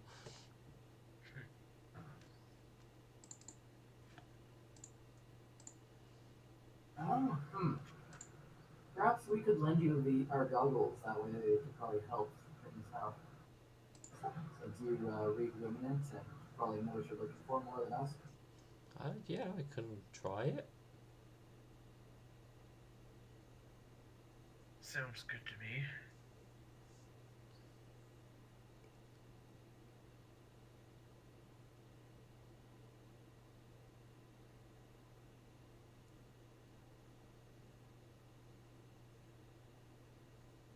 Anyway, I'll be right back. I need to go to the washroom. All right. Yeah, I'll be right back as well. Same. Everyone's abandoning us. Oh boy. Hey, Steel. Yes. Question. Whenever I did the challenge thing, did it add an extra +3 to my attack roll? Because it says here, although the shield, they get I receive a +1 for attack rolls, and then another +1 for every 4 levels I possess in Cavalier. Well, you don't have a buff for it. Yeah. Yeah, I'm not. I'm just looking for the. I'm guessing you would manually add it in, if you did, because you've not got a buff. Okay. You've not got a buff set up for it. Okay, because a +3 would have been useful on many other attacks. Probably, but yeah, because you've got no buff set up, so any modifiers you would be manually adding in. Right. Oh yeah. Also in the 8th level, it said I receive a bonus feat called Stand Still. Okay. I'm just reading this now because of the battle.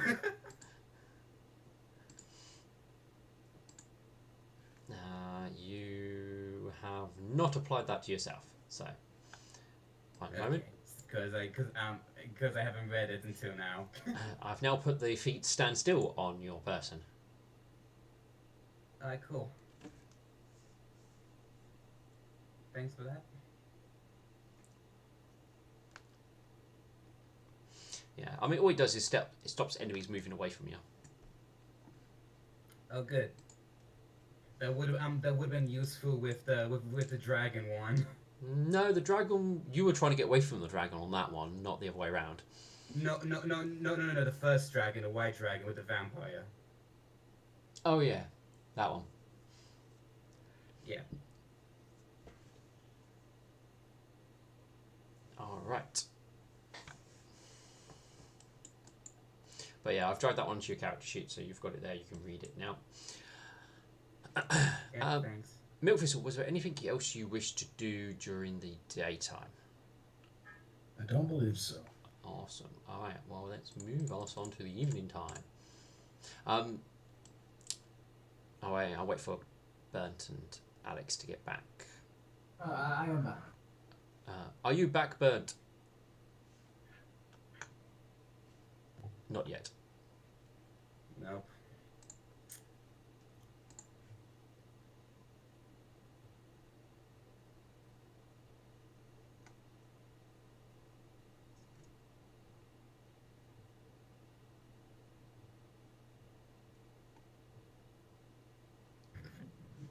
Oh, is that Burnt? Okay, I'm back. All right. So the rest of the day goes uneventfully, unless anybody wanted to do anything more. If not, you do arrive. Well, you start flying over the forest of Everrain, and you can see in the distance the large storm clouds beginning to sort of come into view as you sort of get closer to the desert. They are still quite a bit of distance off, but they are covering a large section of the landscape. You're not really making out too much of the desert at this point, but the skyline is heavily dominated by it, and it is taking up quite a large area, a lot larger than you may have thought. But you're quite certain it's possibly hitting the edge of the forest at this moment. Not the forest, the edge of the desert at this moment in time.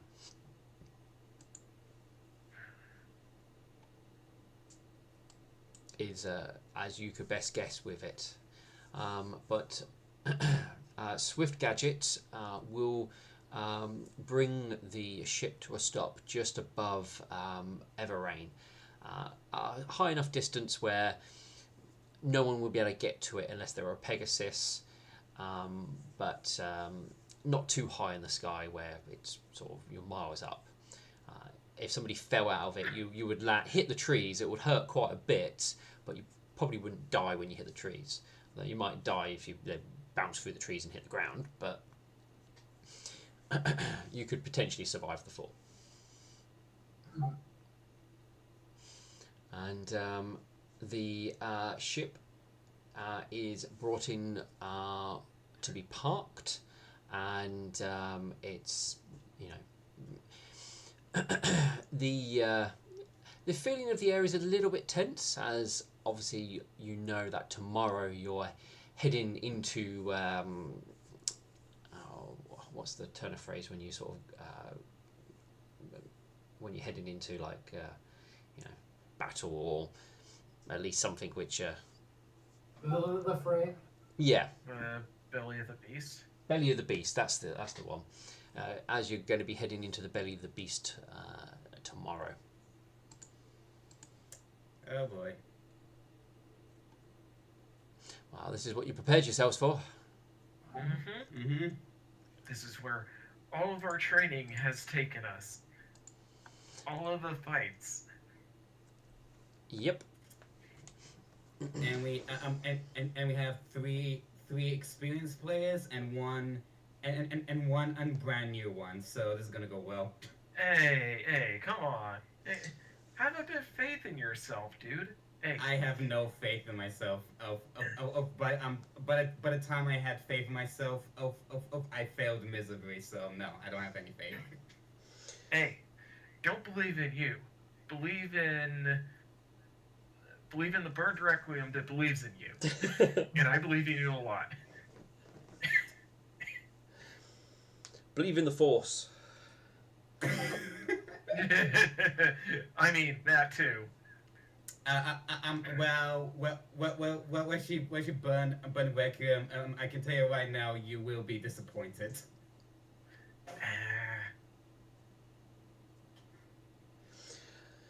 All right.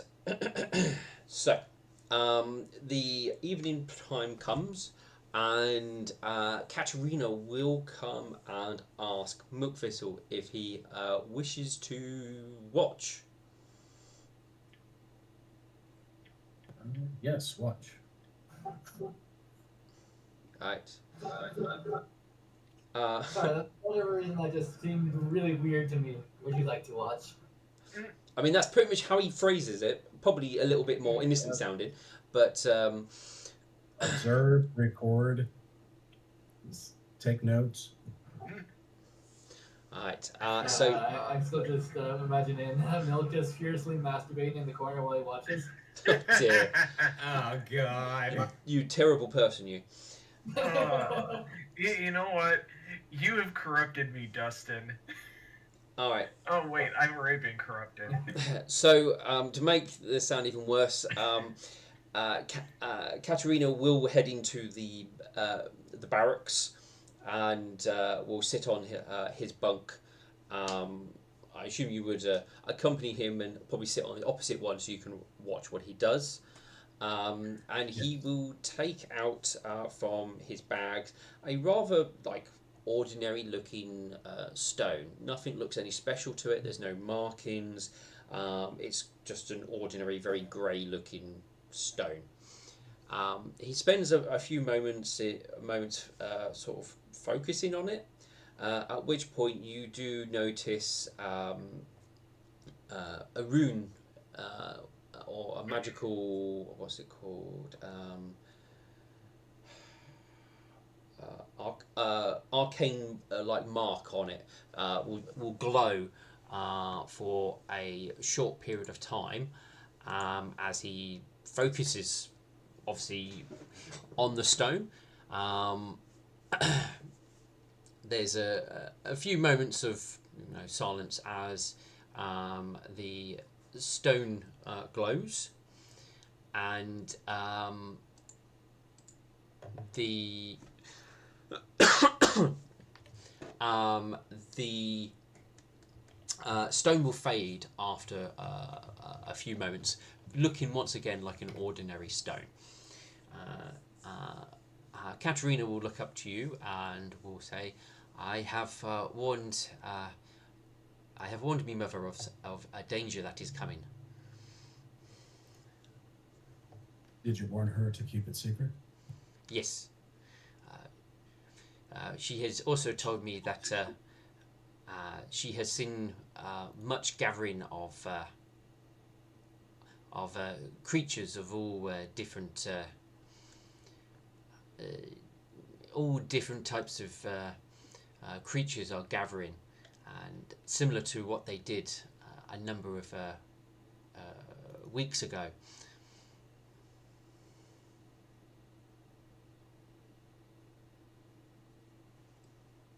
Did she say where they were? She did not.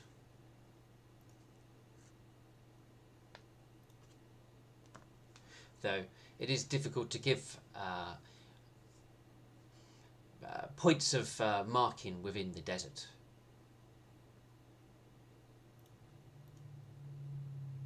Certainly hope she stays safe. She mentioned she has not been called upon to move, so it appears that she is remaining where we have stayed for quite some time, unless she's camping somewhere else.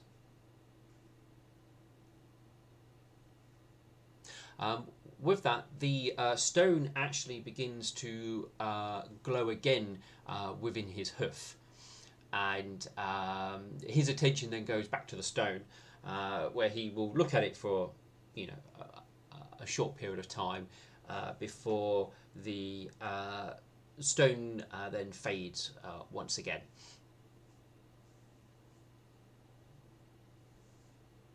Is everything all right? He gives a nod. Yes, it was just my mother's turn to send a message, for her turn to message back.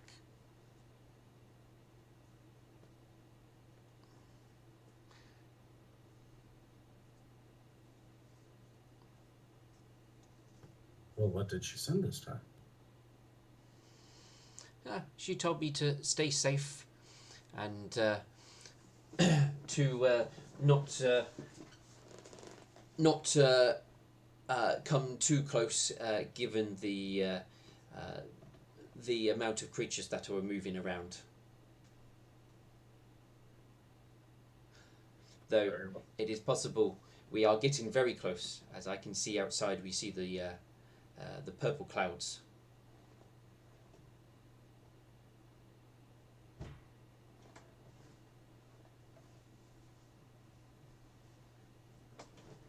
Good to go.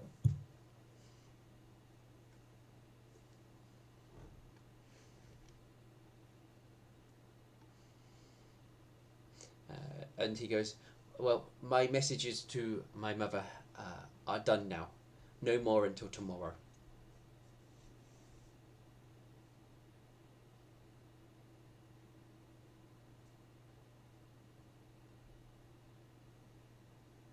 All right. Yeah, Milkfist will give a nod and head up to the top deck. All right.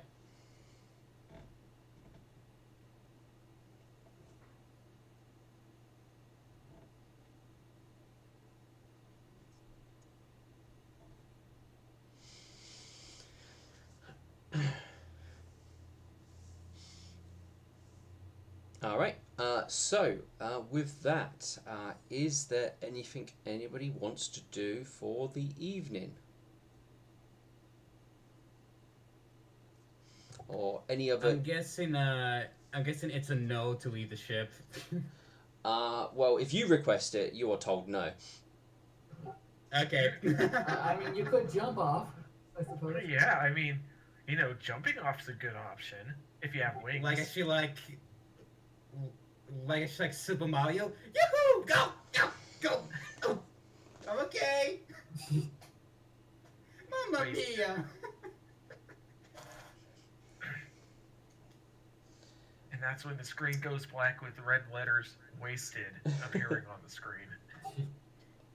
Yeah. I don't think Meto's letter is that important and to go off jumping off a ship and probably to a death. Well, I can't really think of anything. No, that's fine. Actually, let's see. You said we're at the edge of the gray clouds, right? The purple clouds, I mean. Yeah, well, kind of. They're probably a few miles away away from you. Like I said, All right. towards like the edge of the deserts itself. That's where they kind of seem to be starting. All right. So I'm gonna have him roll his profession astronomer to see if the stars are in our favor for tomorrow. I'm gonna also, because we're just gonna be resting up after this Mythic Surge. Yeah. Oof, that's an 8. Oh, that's a 19. Okay. The stars are. You look at the stars as best you can. The with the moon being at its fullest and creating a sort of a halo around it, and the position of it in the sky, along with obviously the stars that are showing around it more brightly or dimmer. It is telling you of great challenge and that you would need to persevere with any task ahead. And your lucky number is 2. Really? I thought the lucky number was H. No. H is a letter. Does that mean whenever he rolls a 2, he gets like a bonus? No, I'm afraid not. No. No, if I ever roll a 2, it's No. saying that, the next day is going to be full of fields of cake and ice cream. You roll a 2 on an attack roll. It's actually a crit instead of a miss. No, not quite like that. The lucky number 2 is just fitting in with the standard sort of things you get with these horoscopes. Fortune cookies. Yeah. Alexander is going to check out the soldiers and see, kind of get a general feel with them, Roll me profession soldier. Okay. Cause Use that background. Yeah, because I believe you have it. Alright. I do. There it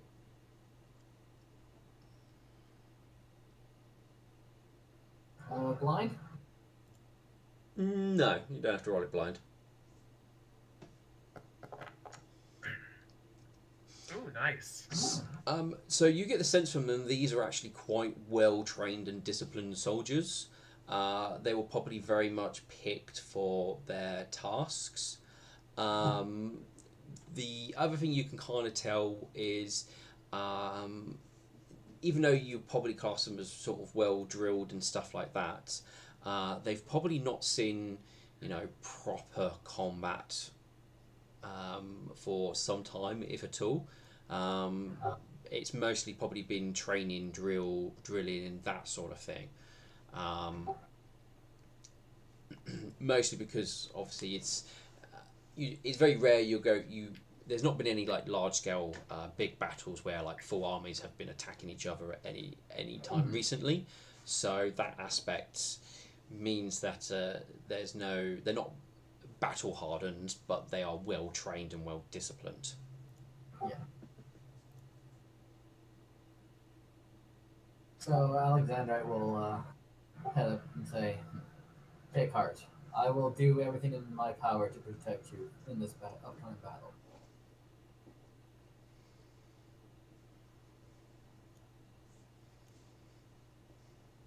And should I roll a diplomacy to kind of motivate people? If you want to feel a little bit more at ease. If you want to do that, yeah. Sure. Public or private? It can be a public because you'll kind of know how well you do based on their reaction, so Alright. you'll have a good idea. I mean, you speak to them and sort of, you know, put some additional confidence in them and sort of raise their spirits a bit more, and you know, give them that little extra sort of oomph to them. Excellent. And he'll stand at the ready with them. Well, this is in the evening. Still will once you finish and you're obviously gonna stand ready or you know, start to look at retiring. Still will step up to you and say, "It is those actions that mark one for greatness. That is what you should be channeling, not what you were doing."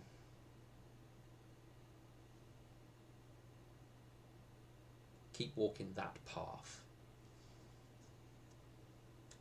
He'll just kind of give a slight nod, still kind of, you know, angry at what happened, but trying to like take the lesson at heart. Like,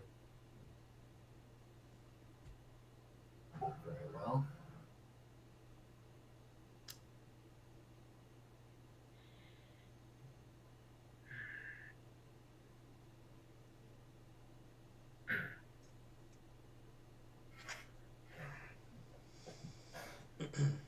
But yeah, that's the first time Steele's kind of spoken to you since got on the ship. He's spoken to others, but he has purposely not actually spoken to you.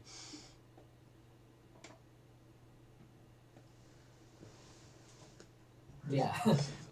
I'm sure it's very awkward between us right now. So. I mean, he's not acting like it's awkward. Yeah, I mean Alexander's probably acting as it's awkward. So. That's fair enough.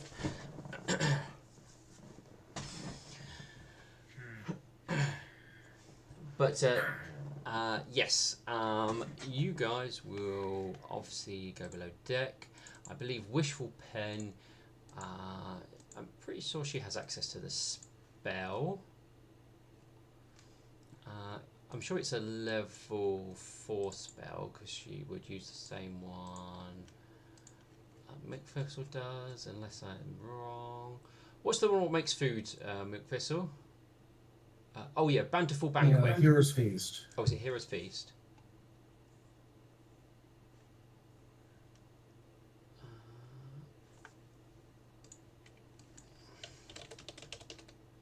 I find a Hero's Feast. Here we go. Oh no, she can't do that one. It's a bit too high for her.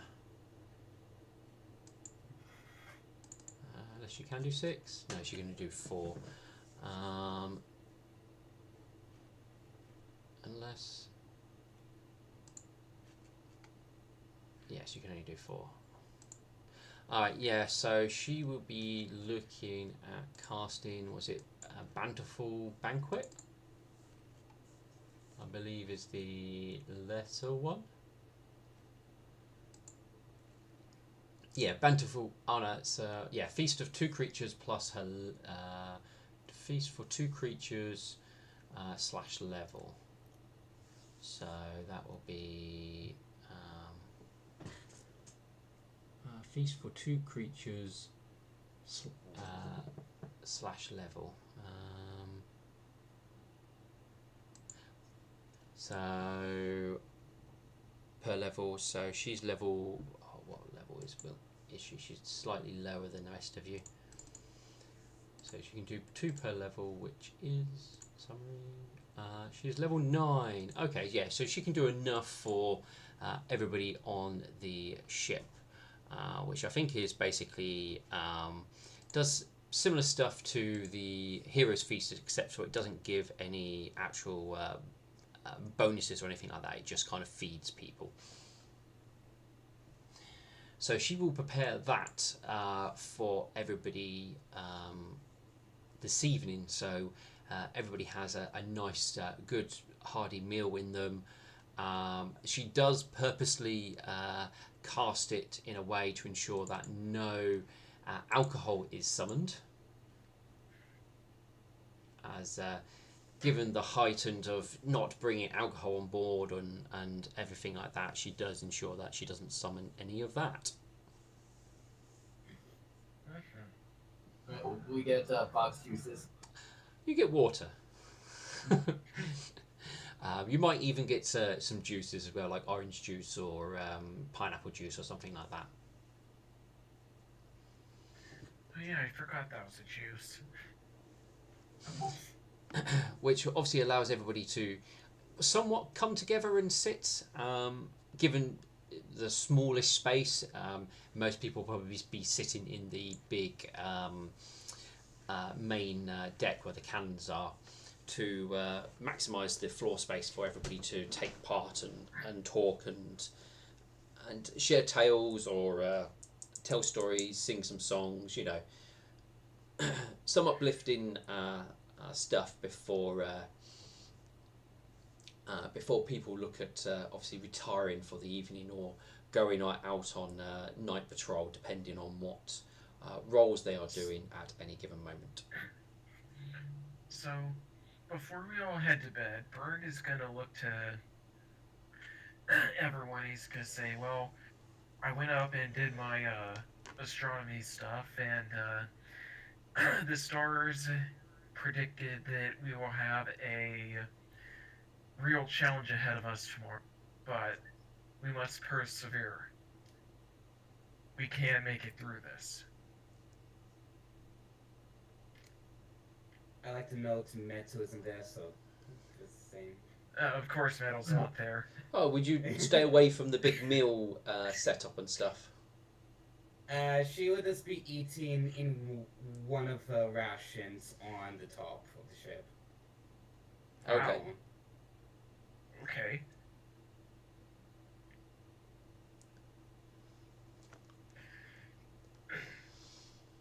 Fair enough. So yes, no matter what happens, we must stand by one tomorrow, and we have to ensure that we have one another's backs. Alexander will give a nod, of course.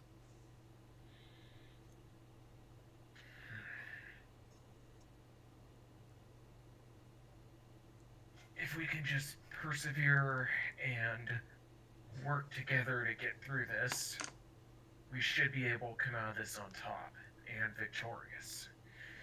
We all know that history is written by the victor, and I have a good feeling about this.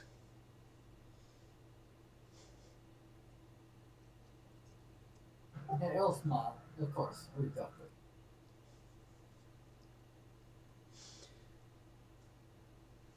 We got this. We got this together.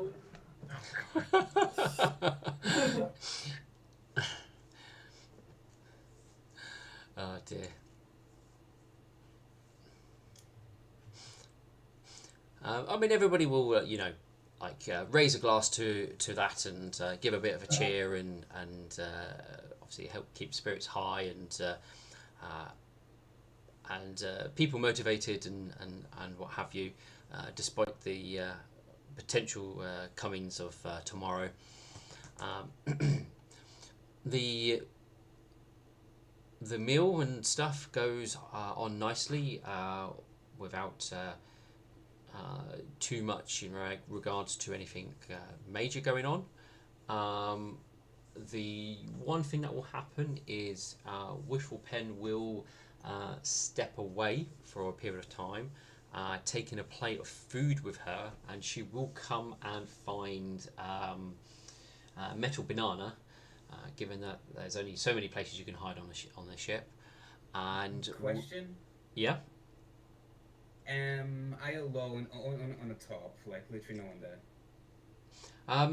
The only other person who would be up on the deck would be Steel, but he's given you your space. Yeah, okay. As a she wishful Wishful approaches is her she actually like hears this. Also, like I have feel free to either stop me, but I have like written the full oath of the shield of the order. If you in my own version of it, if you don't mind me reading it. I don't mind you reading it. Okay. She basically just says, "It's looking at the crowds. Else, I'm a protector of the weak and innocent. I will not turn a blind eye to commoners' suffering. My blade will not be stained with the blood of commoners. I'll give charity to those who need it most.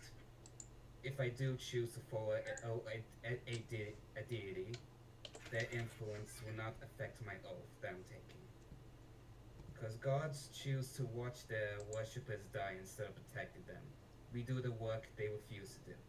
There's no death, only the darkness that our shields shine through with our light. Those who mistreat or harm commoners will be shown no mercy from our blades and shields. Commoners are the field that makes society run. Without them, society will break. Whenever I lose hope, whenever I'm bleeding to death, I will look deeply within myself and find my inner light and banish my inner darkness. I raise my shield as a knight and let my light shine. For the shield, and actually Witchful shows up. Oh, sorry, I didn't mean to stop you. I bought you some food. How much of that you heard?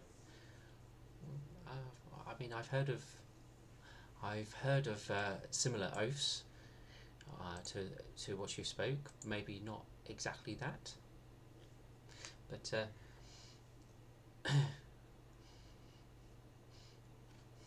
here's some food that from the banquet. I'll leave you to your personal space if you want to have it still, but you're welcome to come downstairs and join us. I already ate. Thanks. Well, here's some more in case you want something a bit more, party. If not, it will vanish in probably 10 minutes or so, probably. Actually, how long does it last? Well, it will vanish at some point anyway. So, it won't be going to waste.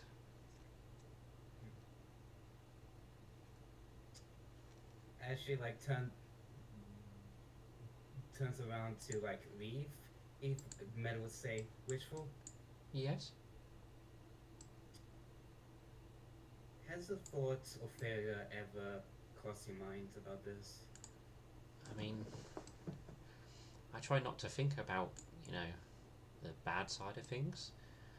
I always felt if you always focus on what's bad, then you often miss the good things or the positive aspect. I mean, it's easy to, be negative, but it can be harder to be positive. And well, if you have a positive outlook, then perhaps positive things will happen.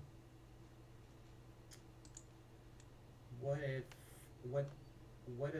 Burn dies and you survive? What will you do then? I would do what I can to bring him back. What if you can't? What if you lose him forever? What then? Well, I would obviously be very sad and upset and everything else with what comes with losing someone. But I wouldn't change what we've had together. It was better to have it than not have it. Even if it has brought some pain.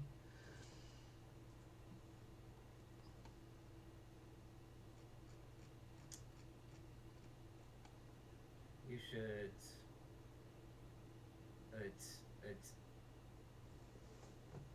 I suggest, as if you have anything else to say to Burn, to say it now before.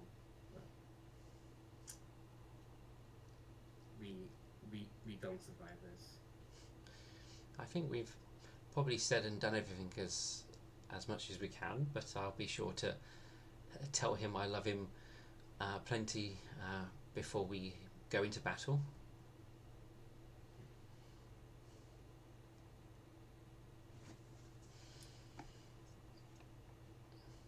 Bishop, have you met straight Admiral?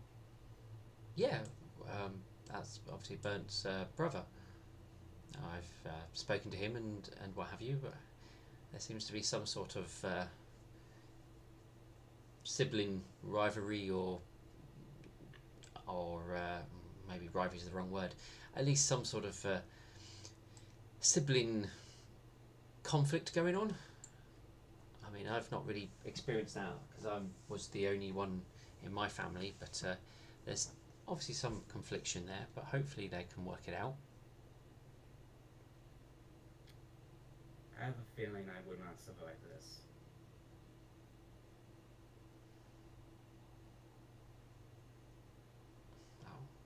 I will do what I can to ensure that we all do.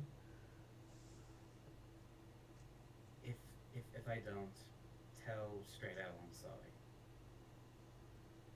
Okay. Well,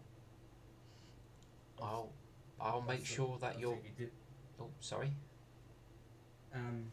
Also, I believe you are the most likely to survive. So, if I do meet my end, can you send this letter? And it's a letter with the seal of the Order's shield on it.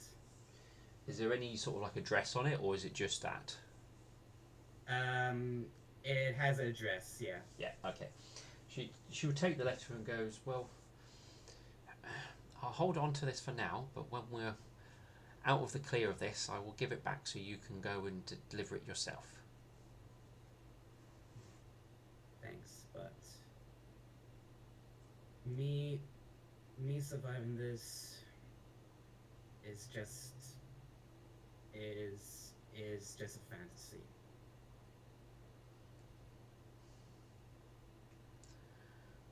Well, I will do everything I can to make sure you make it to deliver this letter. Even if you don't believe you will make it through, well, I'll believe enough for both of us. Thank you.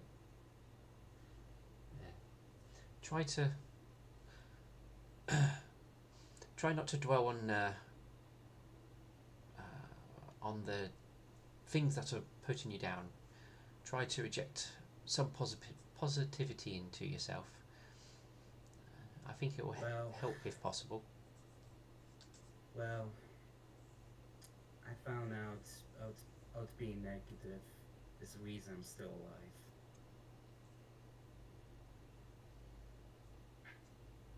I see. Well, perhaps for today, or tomorrow I should say, being positive will help you be alive this time. But you keep doing what you feel is best for you. But try and enjoy a little bit of food, even if it's just a mouthful. Anyway, you were in the middle of things. You be well, and I will see you in the morning. Yeah, see you in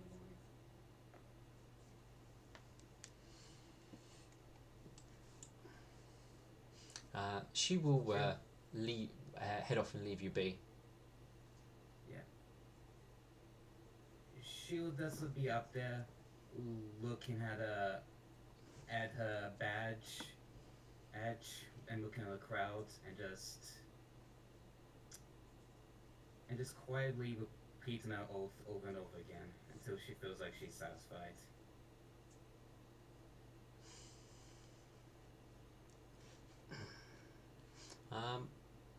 I think between one of the points where you finish your oath and before you start your next one, Still will come and stand next to you for a moment and go,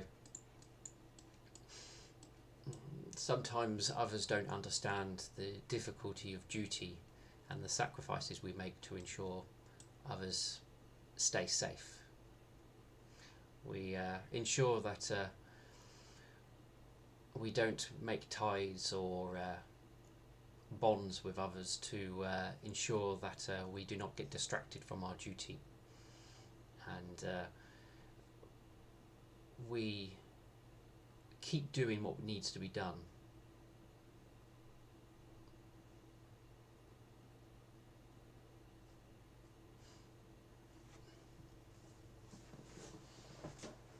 Meadow will nod at that.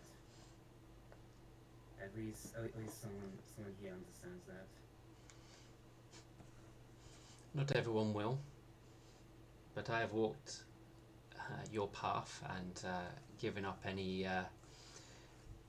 close ties or relationships to ensure the safety of others, and that my duty remains can remain done and undistracted. When you have a bigger cause than yourself, that is what you need to sustain yourself. But you may be able to turn away close relationships. I do find that friendship is something that helps you through the times when things do get difficult, when yourself isn't enough.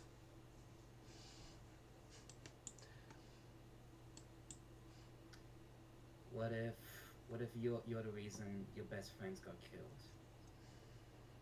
Did you do everything you could?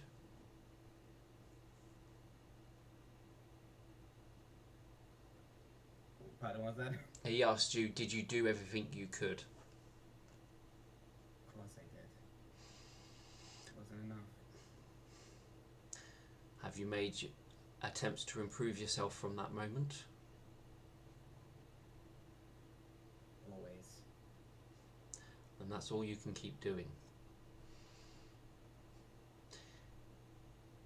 Failure is when you put yourself on such a high pedestal.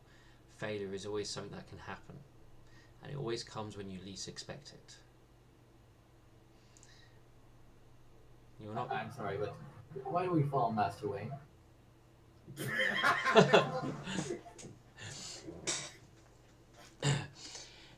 You are not the only one who has failed at a difficult task.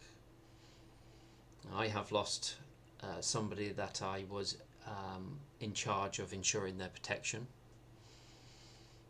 and I have atoned for that weakness for as long as I've lived after that moment, and strive to do better and ensure that I do not fail again in that way. We can't save everyone, can we? No. Sometimes you're only faced with two choices and both of them are terrible, but you still have to make a choice.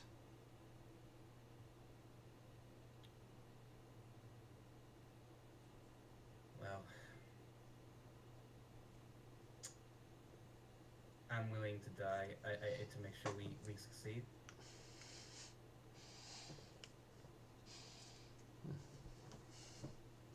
Well, I'm always willing to die for a cause that I feel strongly for. I have given enough of myself already. I'm always willing to give that little bit more. Just don't throw your life away if it is not needed. That's the only thing I ask of anyone.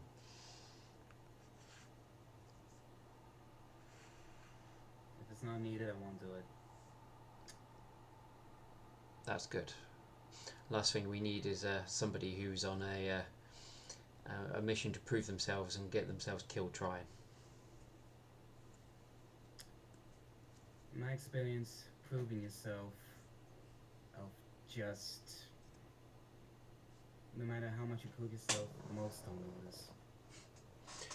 You shouldn't need to prove yourself. All you need to do is do your job, and that should be proof enough. That's what I do. I'm sure you would have made a fine paladin if you did not walk the path of the shield.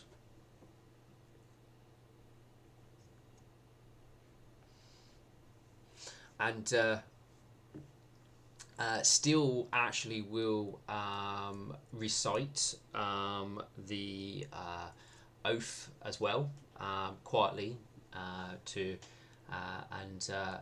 gives a nod of respect, and then he will recite, will say his own oath to you, which will have somewhat, not like same wording, but has similar aspects, though his oath seems to reflect that of to the Queen and the Empire and the people within it.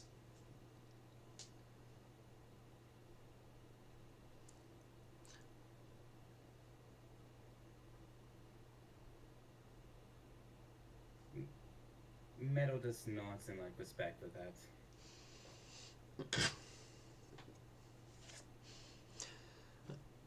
He will go.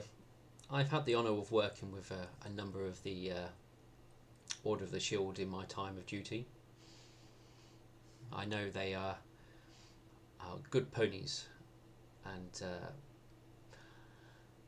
are strong individuals and always do their best. I'm sure you will be no different. I wouldn't be one of them if I wasn't. Anyway, I've taken enough of your precious time. I will leave you to your meditation.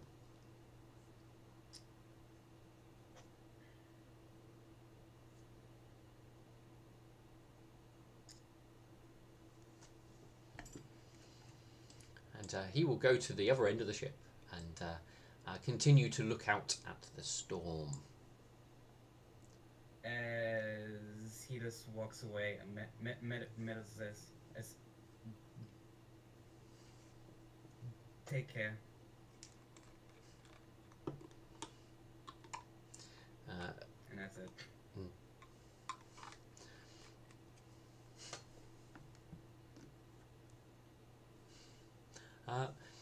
He doesn't answer back. He just keeps going.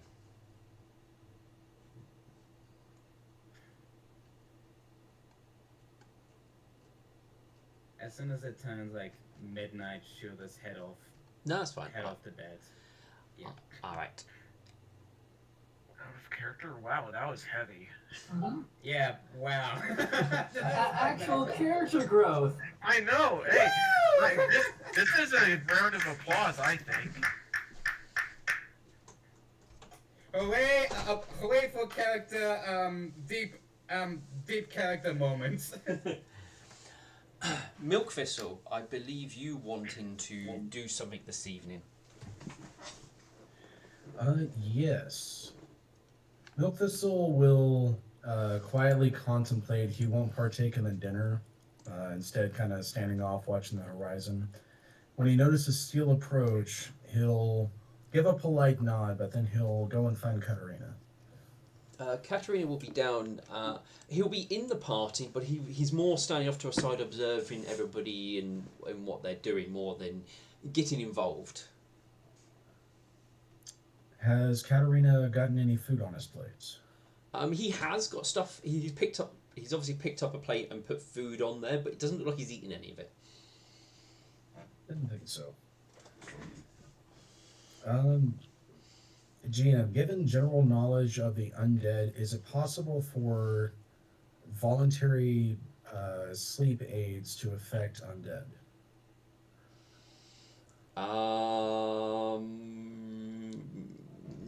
No, because I believe sleeping stuff is mind affecting, and I believe they're immune to mind affecting. I believe. I've got to double check that one.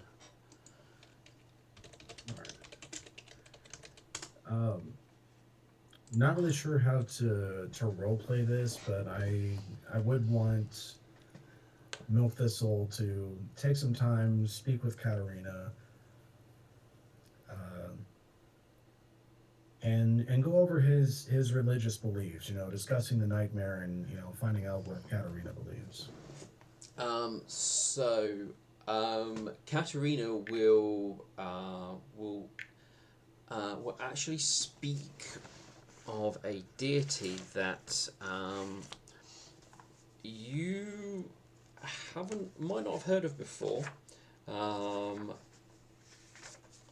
gonna see if I can find the name that I want.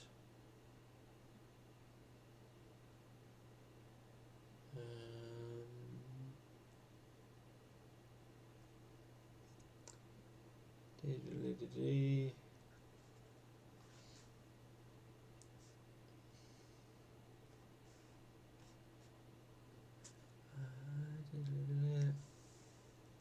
So I've just got to find because they are known by two names, and he would give the more obscure one.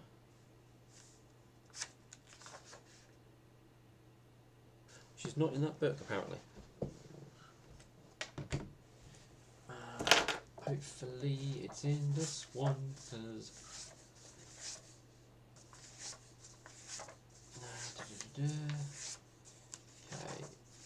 in the beginning. Here we go, brick boats.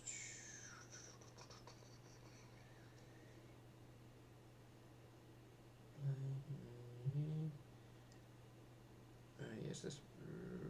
Here we go. I'm going to type it out because I'm not going to try and pronounce this.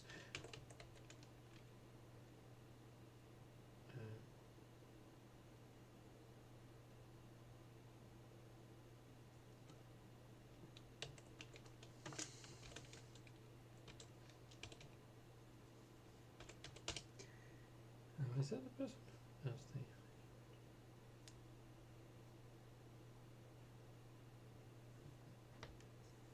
Hang on, driven. How would they?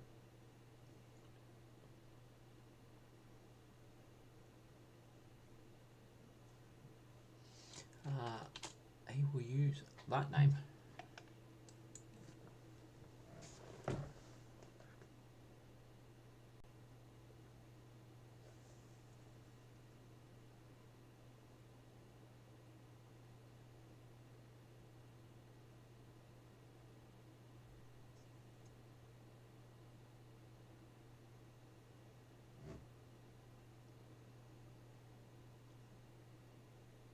Madame Tristo. He does give you like information, well, some details of it, which you can make a knowledge religion check on. All right, I'll try a religion check.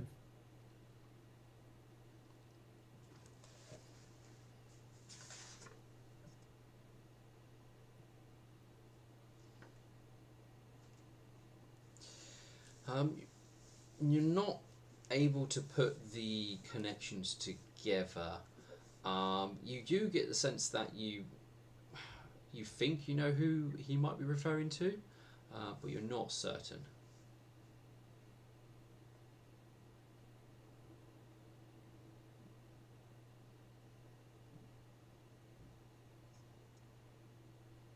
All right, so Milk would, strike up a conversation regarding Madame Tristo, who she is, what she's about, how to worship her, and all that stuff. So what he refers to is basically showing respect to your ancestors, and ensuring that. What is it?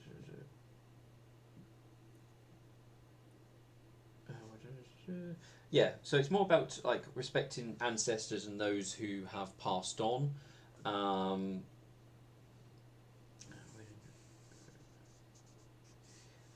They believe quite a bit about obviously speaking with them or paying tribute to your ancestors and Madame Trujusco, or however you pronounce it, Trujusco looks after them and ensures that they have a place to rest and that they find the right place that they need to be in when they pass on from this plane, and looks after those who have passed on.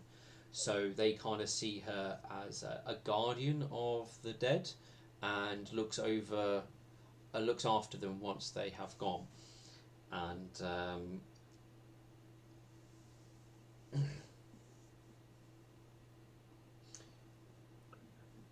She sounds very similar to another goddess I've heard of that was worshipped by zebras. I think she was called Soft Whisper. Have you ever heard that name before? he shakes his head. I have not.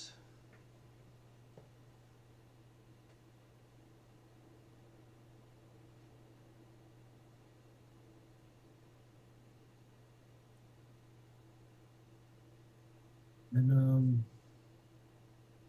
yeah, Milthistle would go into obviously the nightmare and how she helps us to stay focused, to value fear but never show it, to consider the value of enemies and never letting talent, especially good talent, go to waste. And he'd bring out his book of nightmares and show how he's studied his entire life. The dreams and nightmares that ponies have and how they can be messages from the nightmare.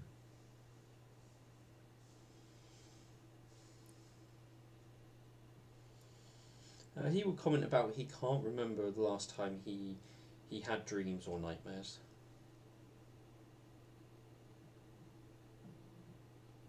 Well, you do know that you're undead, don't you?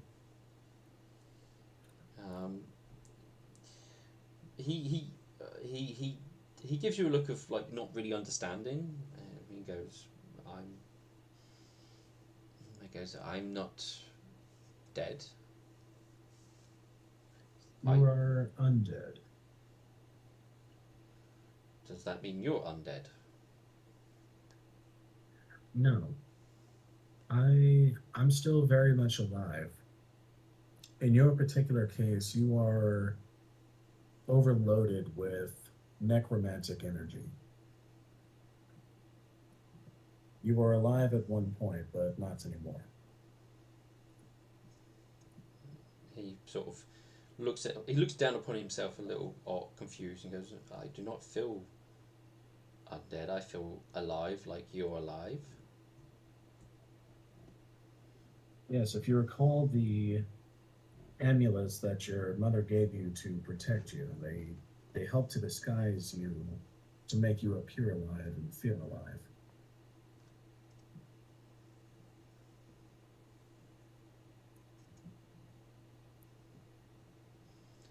I'm sure if I was undead, my mother would have said.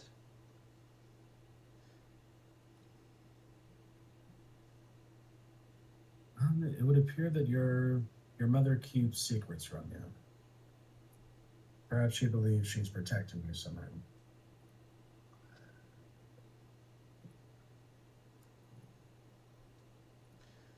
Why would she keep secrets? We tell each other everything. We don't need to keep secrets.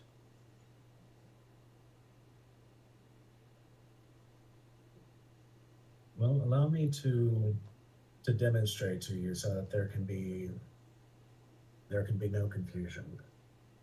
Do you remember when I took out this knife and I cut you? Yes, You bled. I did. But the blood and hair you left behind is dead blood and dead hair. And I healed you using negative energy. Your body accepted the negative energy and mended itself back together. Had that been done against living tissue, it would have done more necrotic damage. If I were to use positive energy to heal you, it would actually harm you. Are you sure?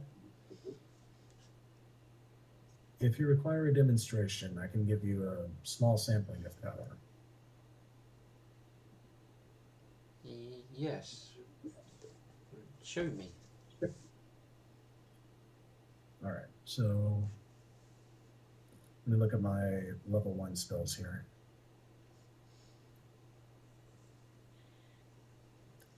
Okay, so I'm going to use spontaneous casting to cast barb chains Yeah.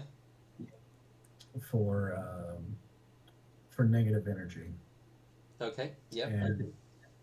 and I'm going to cast it on myself. Okay. I believe that's 1d8 plus 1. Yes.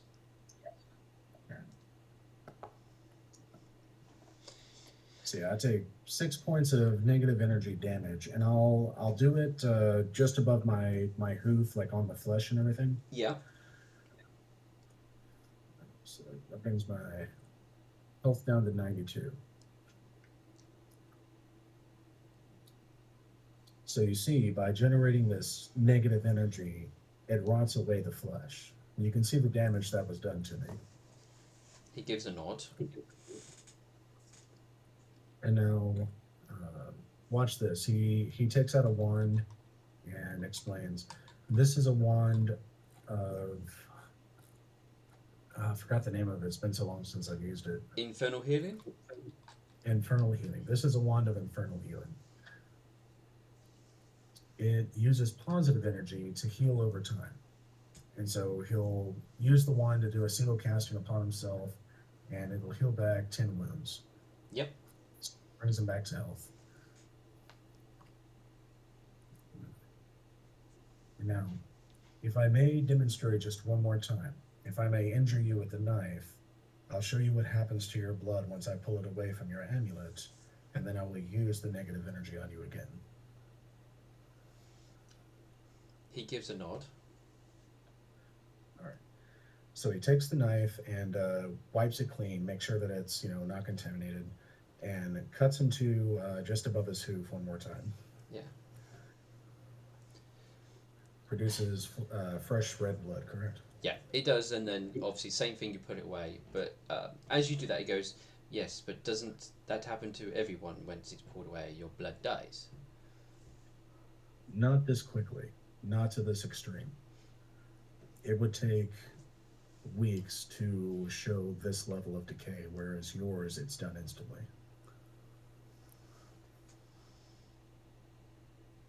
If the amulets were to be removed, you would see what you truly are.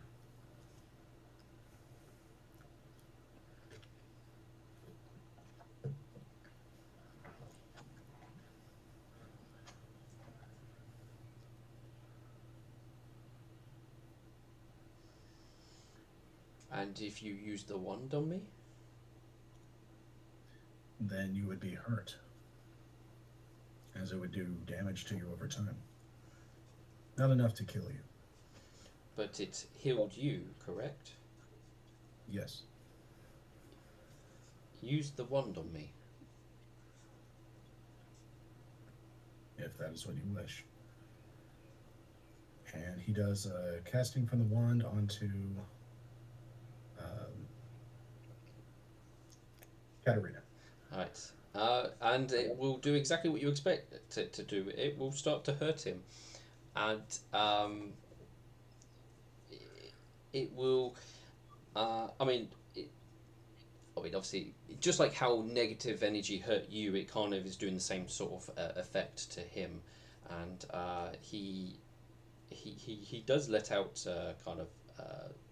unlike with the dagger where you did a sort of a small cut and stuff, that didn't affect him very much, where the sort of damage that the positive energy is doing seems to sort of cause definitely more significant pain to him, to the point where he does let out a noise to show that he is in pain.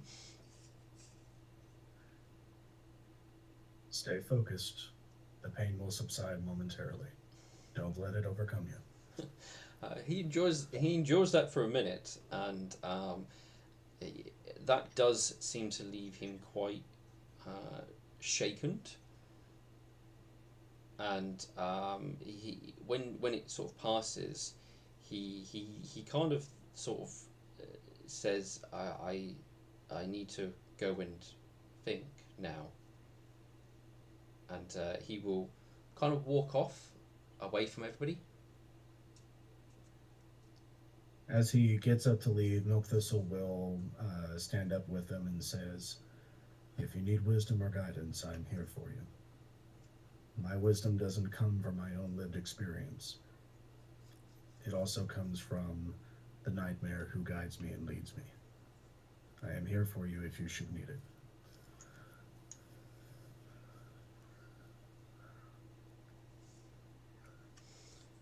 He doesn't say anything, but when you finish, he will continue heading off to where he was planning to go.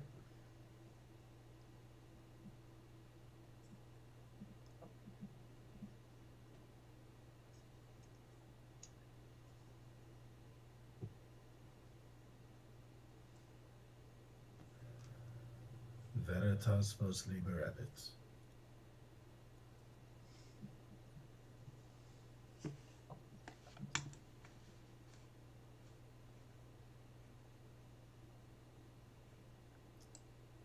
Out of character, I'm going to start using Google Translate for Latin because, from my perspective, Infernal being spoken in Latin just fits perfectly.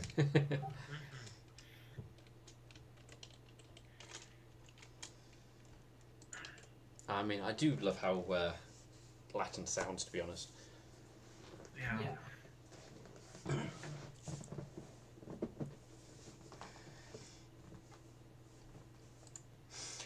Right.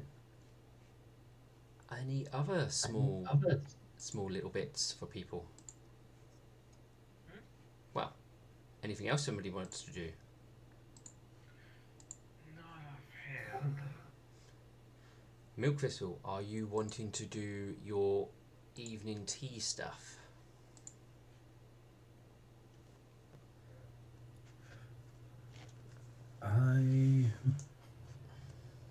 Out of character,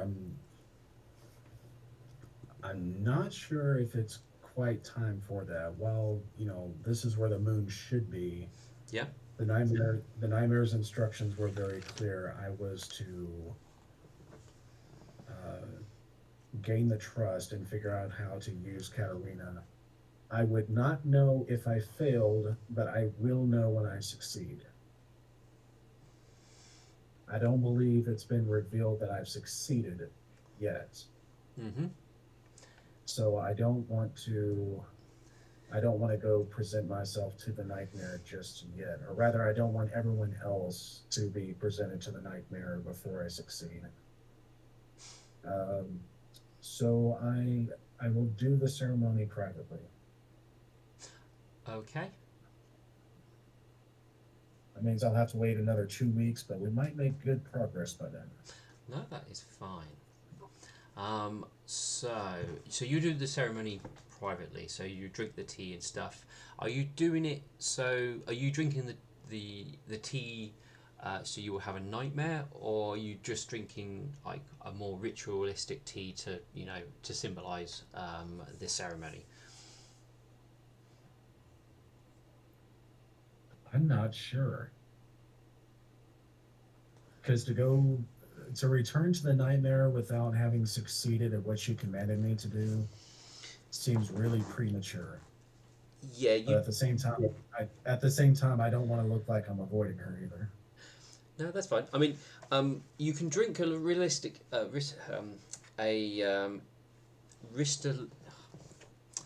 Ritualistic. tea, which won't put you into the same sort of state you were previously. So it's not like the good tea what you use during the ceremonies. It's a more simplistic tea, which maybe the young initiates would start with before they go up to anything stronger. So you can do that. Okay, then that seems more appropriate. That way, I honor her on her night. Yeah. But I don't go knocking on her door until I've done what she told me to do. Yeah. So that kind of gives you the sort of right sort of middle ground sort of thing. So Milk Thistle will prepare the lesser ritual tea. Okie dokie.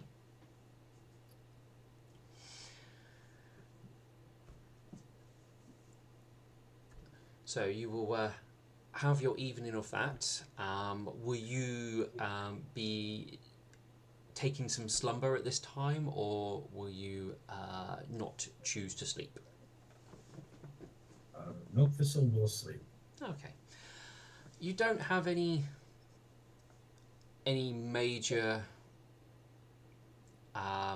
dreams or any sort of vivid moments that stand out to for something to be interpreted, though it is a sort of a restless sleep,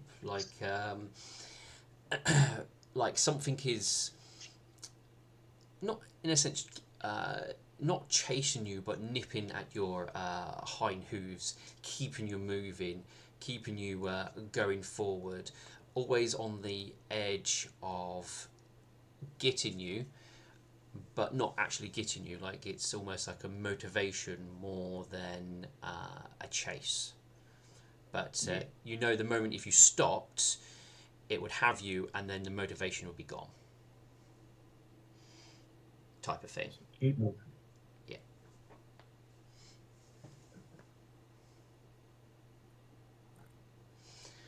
Let's go. Okay. The morning comes. It's a rainy day. Quite a rainy day. But rain will not stop this ride, so to speak. Despite the rain, things have been put into place to ensure the black powder stays dry and is ready to be loaded at a moment's notice for when the time will come. Well, time for a raincoat. The not quite what I was thinking. You basically all start preparing for various little bits of battle, and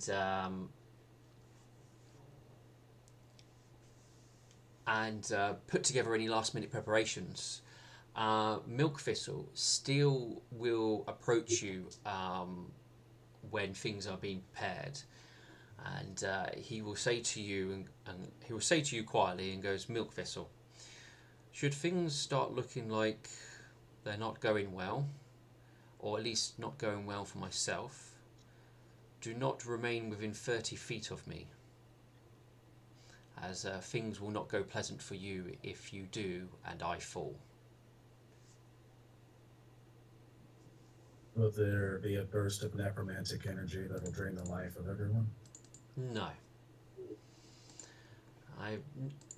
You're probably not too familiar with certain paladin spells, but there is one commonly known as Blaze of Glory. Given your more evil alignment, it will have a undesirable effect upon yourself. Understood. Thank you for the warning. 30 feet is the distance you should remain if things are going that bad. But I have a number of things in place to ensure that that should not come about. So that is a final resort anyway.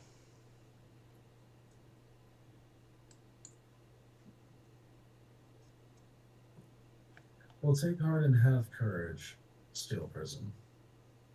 I think we may come out victorious from this fight. Oh, I'm not planning for failure, but I'm planning for every possibility. Very wise.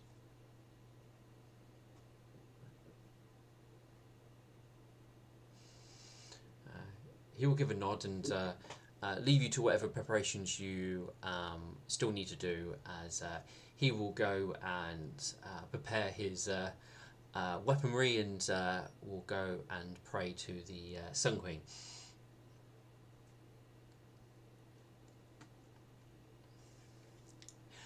The ship will depart,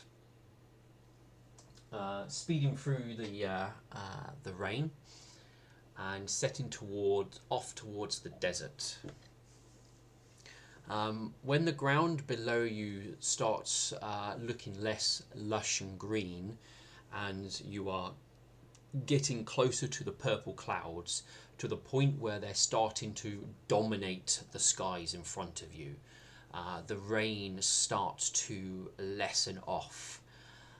And when you enter the realm of where the desert will be, and you start feeling the heat of the sun, that will be when you break through the normal clouds into the sort of more open skies of the desert.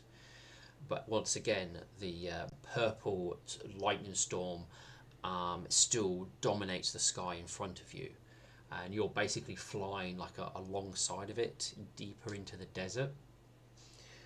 You can see as much of the ground you can see from your level, and as far into the storm you can see the black sand. It's the sounds like turning black, and you can see what's it called when lightning strikes sand? Oh yeah. Creates those weird sand crystals. Yeah. I know what you're talking about. I don't, for the life of me, remember. It's got, Lightning it makes kind of like a glass. here we go. This is the name of it. Again, I'm not gonna try and. Fulgurite. Fulgurite. Yeah, you can see Thanks. signs of fulgurites amongst the blackness. The reason why you can notice it is it stands out. It's not black matching the sand. It's more like a dark red, well, not more of a sort of a bright red glowing sort of effect in it, and it sort of sticks out of the ground, and you can see pockets of it across the in the sort of darkness. Some of it quite large and extensive. You continue down, following the storm, until there's a sudden gap that begins to open up, almost like something's pushing the clouds apart, creating like an opening within the cloud. At which point, Clashing Dawn will cry out, "That is our gateway. That is the path that has been carved out by Blaze herself.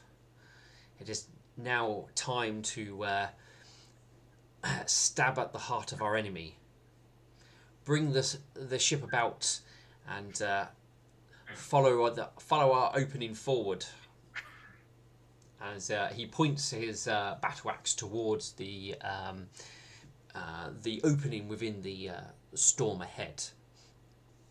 Swift Gadget will do as instructed, bringing the ship so it starts flying towards this opening in the clouds.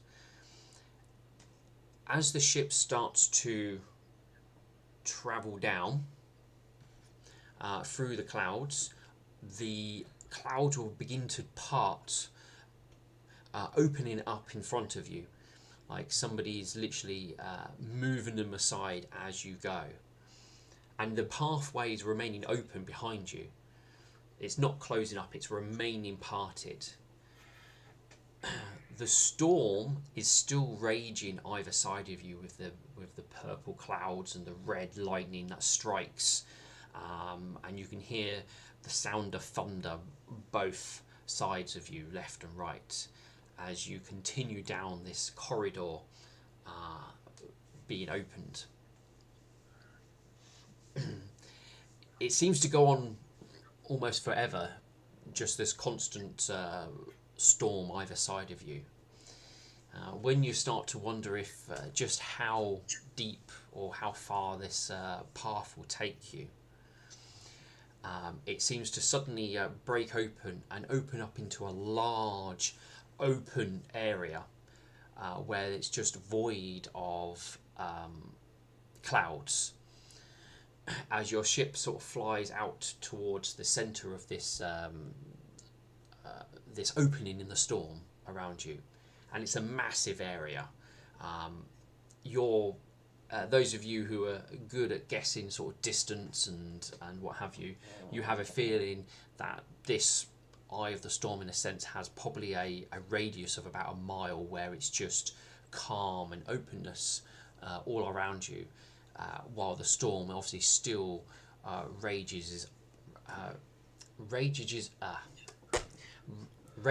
on around you.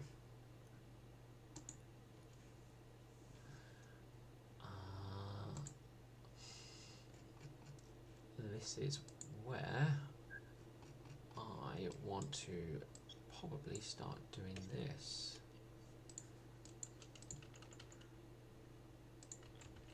So what you just described in the box text sounds very much like the effect the weapon itself had. How it created destruction for a square mile. I mean, there's no Oh, I'm moving everybody onto the new map because I'm moving your tokens, aren't I? Yep. Oh, okay, that's good. That's fine. I wanted you on deck anyway, so 1 second.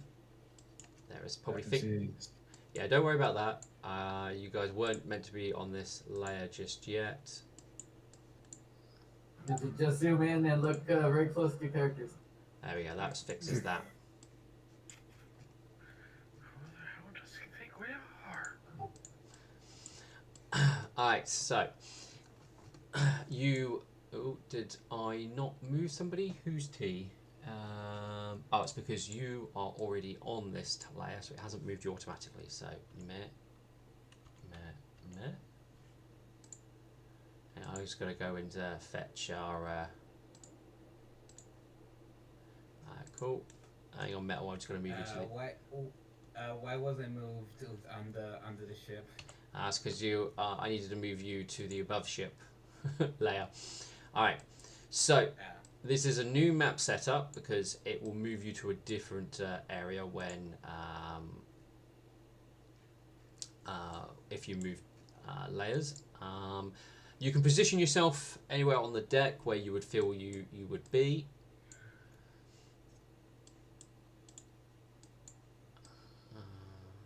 Put them there. Wishful will be there. Katerina. Oh, and we've. You are below deck.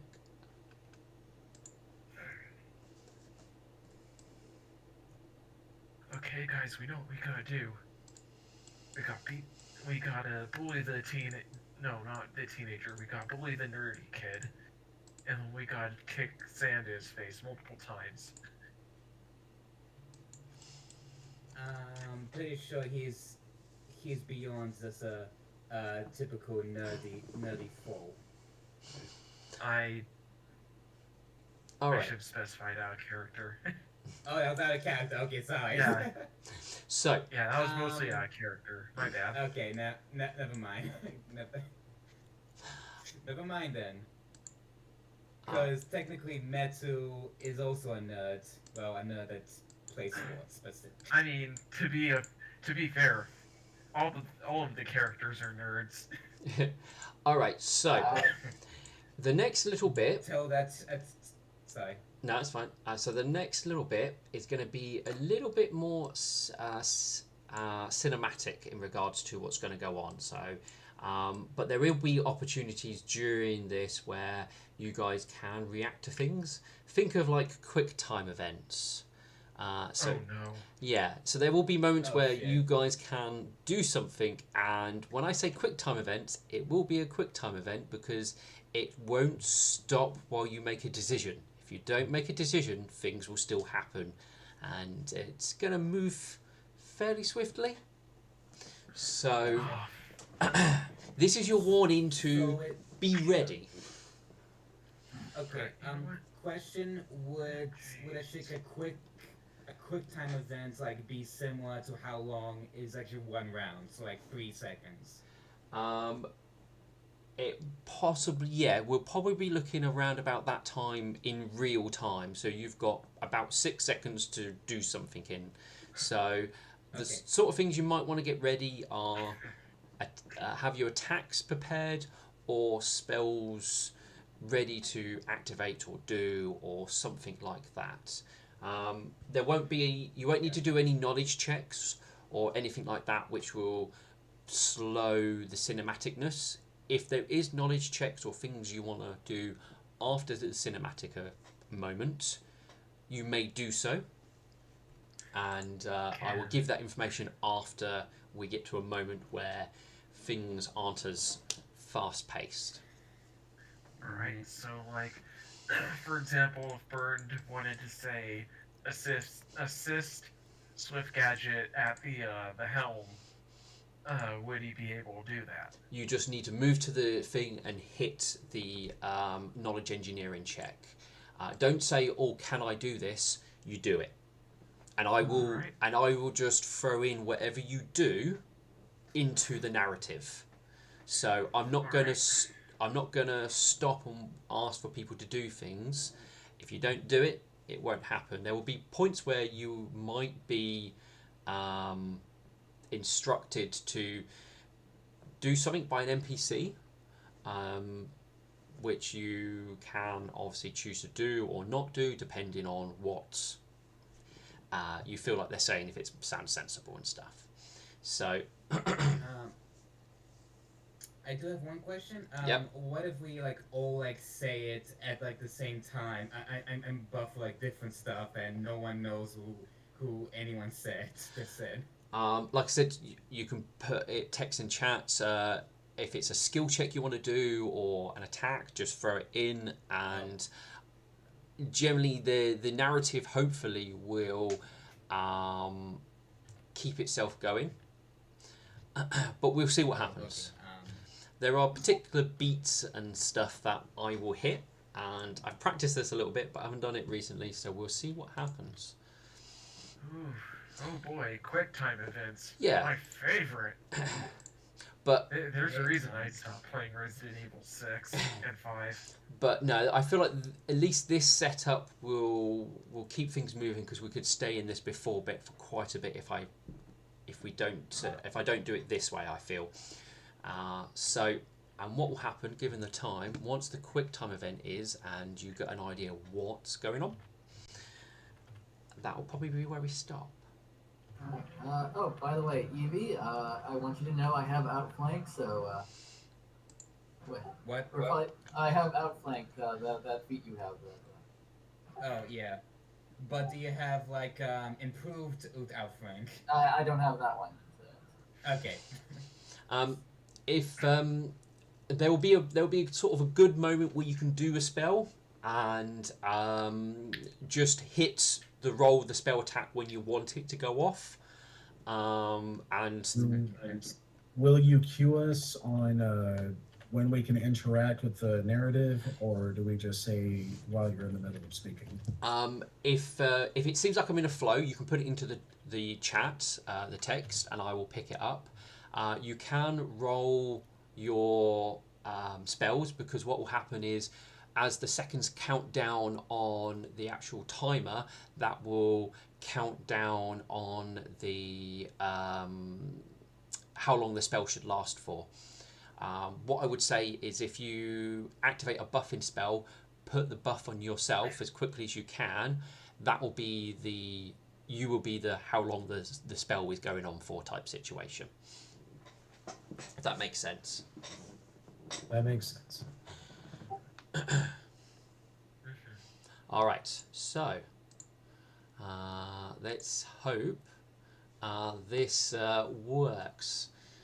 So to keep myself on track, so you guys are, as I said, you're flying into the center of the storm, and you can see the clouds around you. Clashing Dawn sort of gives a sort of a hoof signal as you guys start to approach the center of the sort of storm cloud, and Swift Gadget sort of slows the ship down as you guys start to hit the center until the point where you are kind of mid of the storm. The ship comes to a sort of a gentle stop as you survey the area around you, getting an idea what could be here and what you're waiting for. Milkthistle, you're the first one to kind of notice this with your keen-eyed perception.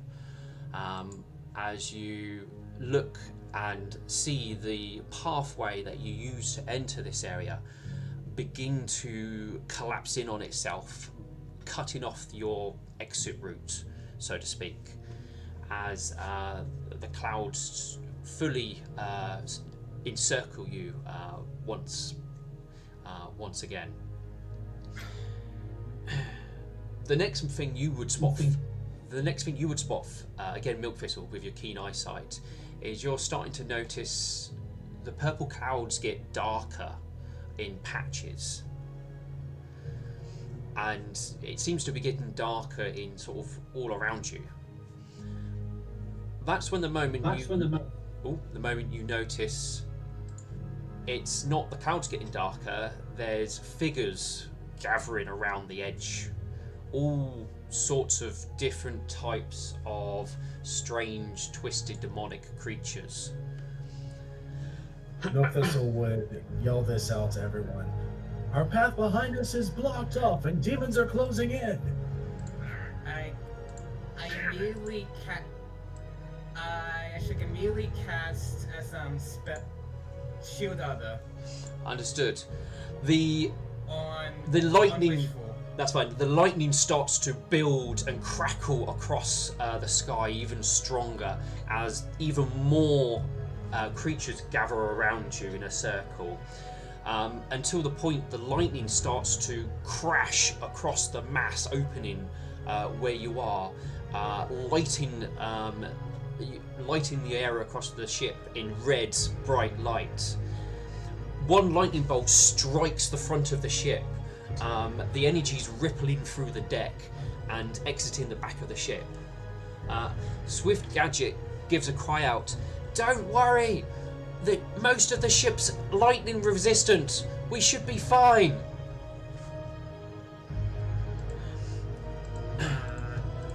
Everyone make sure you put on your bonuses.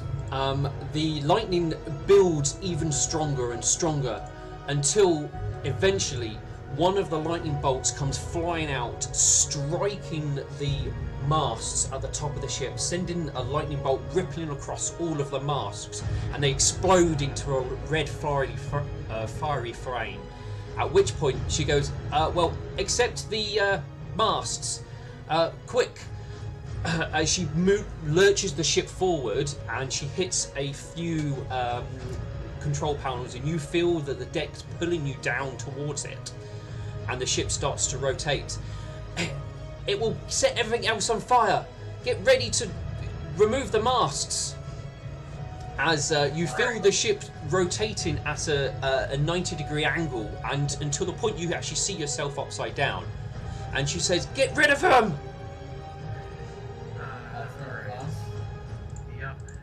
Bird is gonna. Let's see that. Steel will act quickly with one chop. Well, a full round action to the one he stood next to.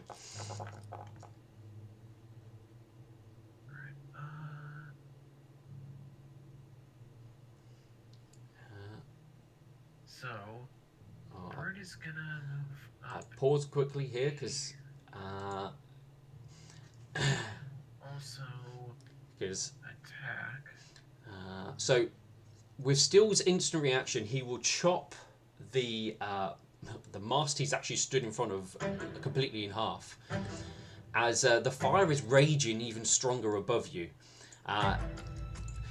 she calls, "Cut the others now! We don't have much time!" before they collapse on the deck. Alright, so this is gonna be a full attack. Get it down. Don't talk. You chop off your mast. There are still 2 ones ongoing. Milk Thistle, you notice the creatures around you are now charging at you at full speed, coming. You don't have much time as they are all heading at you.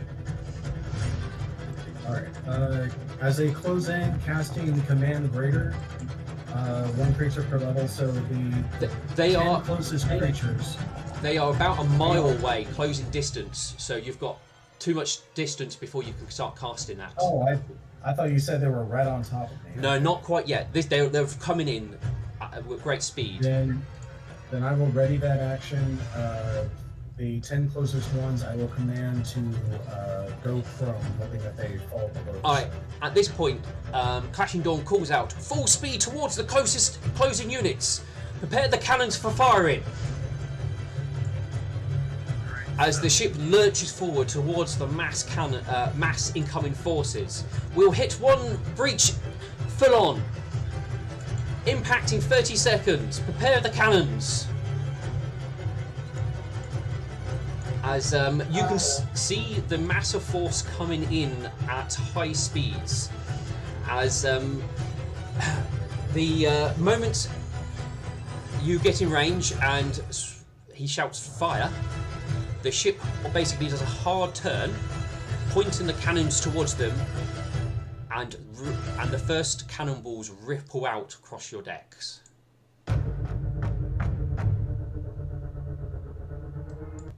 I'll pause it there, but still would quickly do something, and I couldn't find the spell. He will do this just before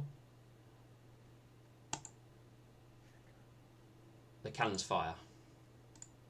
If I do it advanced, will that help reload cannons faster? What's that?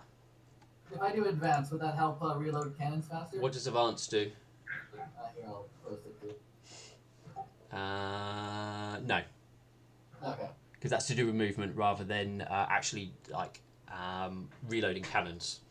Okay, I wasn't sure if the reloading was a quick or like a move action or not. No, the reloading of cannons is a number of full round actions. Okay. Alright, so the cannons will ripple out, and the first load of line would completely sort of collapse as the cannonballs fly into them.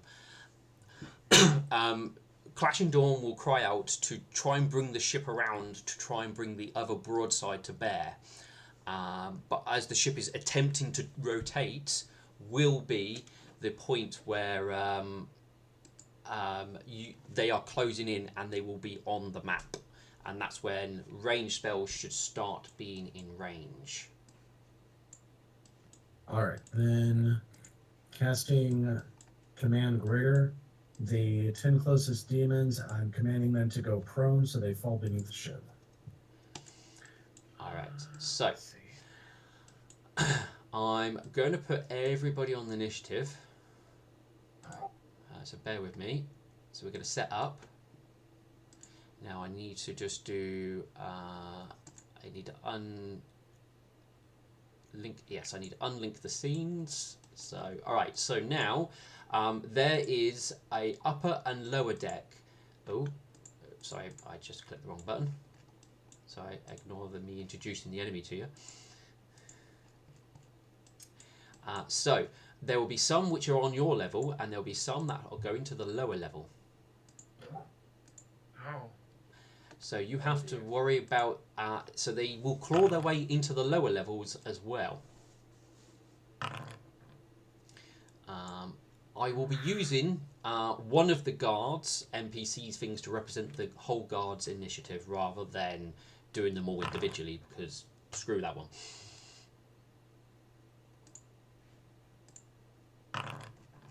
So we will go for a reasonable one of the 13. Okay, so I'm going to go to the washroom quickly. remove. Metal Banana, I think you're the last one. Oh yeah. I forgot I have to roll for it. I was so focused on other stuff. Still It's alright. 4. I didn't see what I rolled. 20. There you go. Right.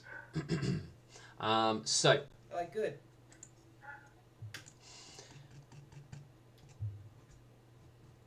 So you did get Command Greater off first. Oh, it's a close spell. So I think there might still be out of range of you, Milkfist, I'm afraid. All right, just holding that spell until they get in range. Yeah, that's fine because they're 100 and odd feet away from you at the moment. All right. For those of you who might not have seen the spell Steel has cast when the cannonballs fired, it was Sanctify Weapons. Ooh. I'm just going to put the area effect on, which is 20 feet. Anybody within that radius, if you are utilizing a manufactured weapon, it says that the spell originates among when. Right. So all manufactured weapons in the area of effect bypass the DR of the type of outsider that he has specified, which will be demons. Also, I activated technician, so everyone in a 30 feet each radius gets, I believe, outflank or like it was improve outflank. I think it's both, isn't it? Instead, actually, the Cavalier can grant this feat to all allies within 30 feet who can see and hear him, allowing retain the use of the bonus feats for 3 rounds plus 1 round for every levels. Allies do not need to meet the prerequisites of the bonus feats, and the Cavalier can use this ability once. Yeah, so basically, I believe the Cavalier receives teamwork feat as bonus feats. He must meet the prerequisites for this feat. As a standard action, the Cavalier can grant this. Yeah, so you grant your teamwork feat to everybody. Sweet.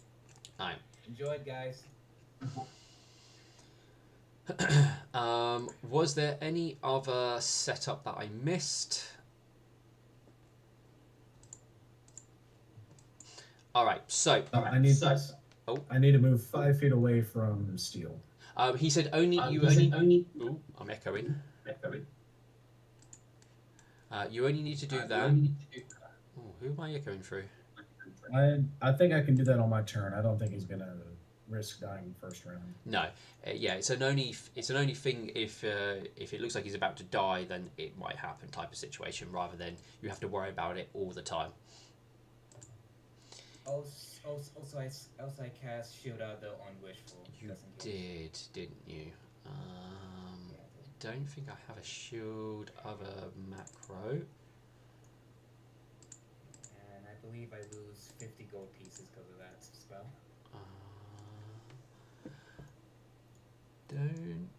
Doesn't say anything about 50 gold pieces. Okay, and then I must be reading it wrong. Shield Other. Subject form.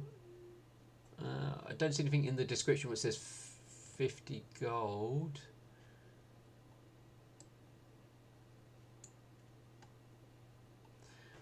She's got Shield Other as well. Let me have a check of the spell, make sure I'm not missing anything.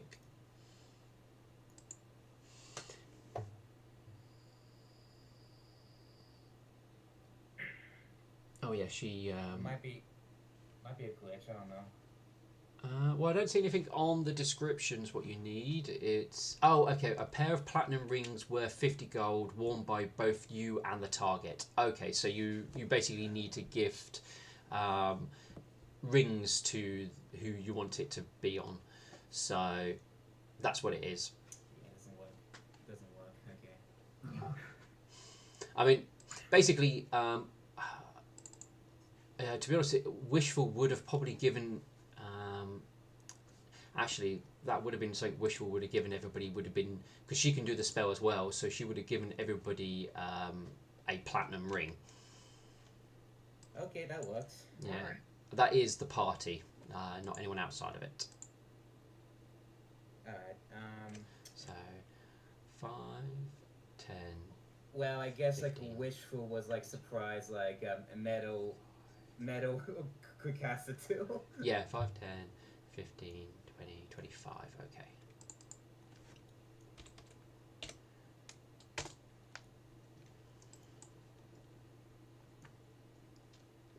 Okay, right. I believe that is everything set up for the fight to come. Was there any little bits we missed? I know what I've missed to do. I need to remove the central sails because I saw Steel cut 2, Alex cut 1, and Burnt cut 1. Unless I missed anyone else cutting, but I think I only saw... I did my attack roll. You did, okay. So you probably attacked the one what I think Steel did the other one at, so that's fine. That was a small one. Yeah, I think so. So the And sails... as soon as she said, okay, go. No, Go ahead.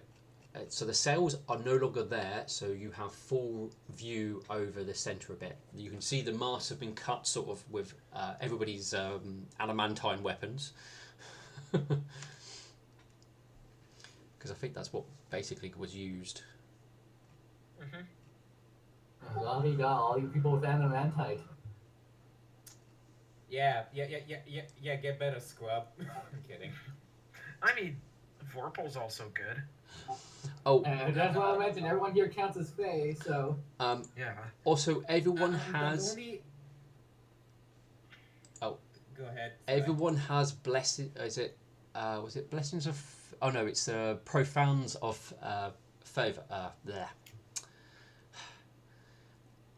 The profanes of fervor. What Milkfizzle casted.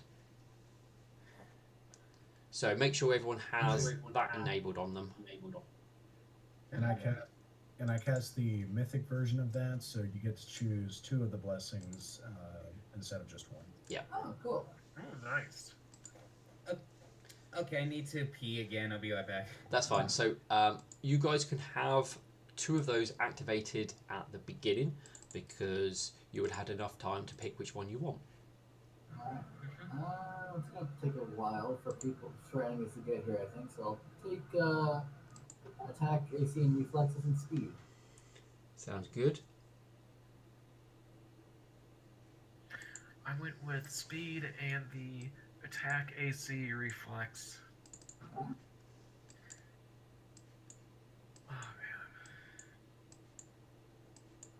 Oh man. Oh! That's why.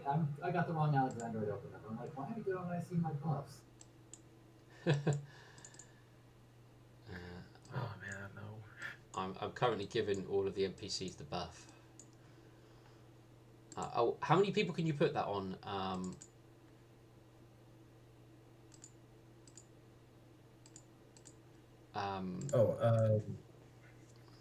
1 per caster level, so a total of 10. 10. All right. So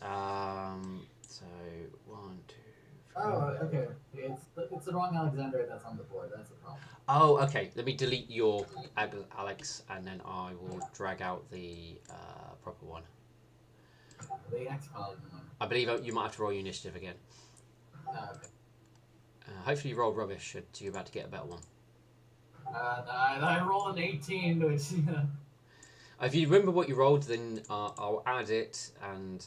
yeah, it was like 18 point, whatever my bonus was. But... I just make the... Oh, I'll just do the roll. Because I can click your sheet. I rolled a 1. Okay. So, Oh, man. you... Update 18. Yeah, it's like, oh, the one time that I'm actually got a good roll. That's fine. Alright, so there you go. Put you up your 18. Right, so... obviously, Milk Thistle, you can choose your 10 targets. So I would assume 5 of them are the party. Yes. So there's a total of 9 9 individual tokens. You know, the members of the party, the NPCs of the party, Steel, Wishful, um, Blazing Glory, I think is his name. Swift Burn- Victory. Swift Victory, and then the Blaze Worshipper who's manning the cannon up here. Mm-hmm. That would be a total of 8, and I think these 2 working these cannons right here, I'll buff them as well.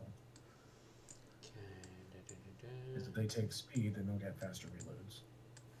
I don't think speed will give them faster reloads. I think that just makes them move faster. Well, there's speed to move faster, and there's also an additional attack. I don't know if that can count towards reloading. It would not, I'm afraid.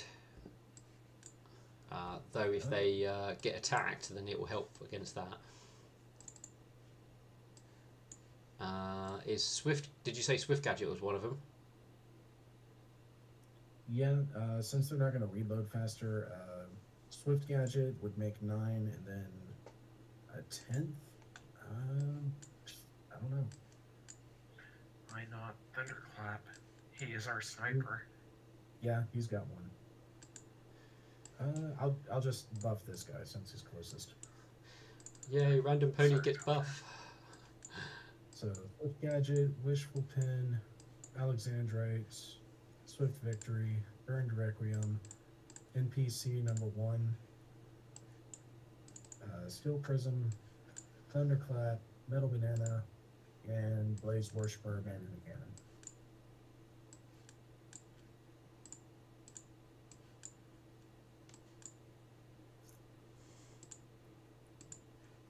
And of course, Swift Gadget.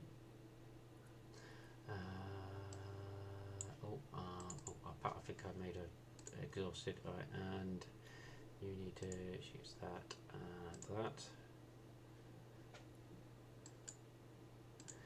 Okay, so 1, 2, 3, 4, 5, 6, 7, 8, 9, 10, 11.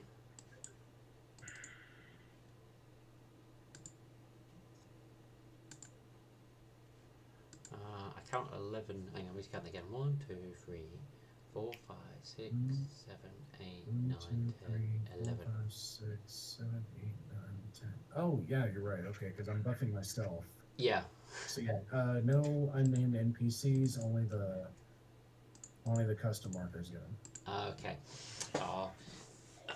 Who's going to be a hero of the hour guardsman?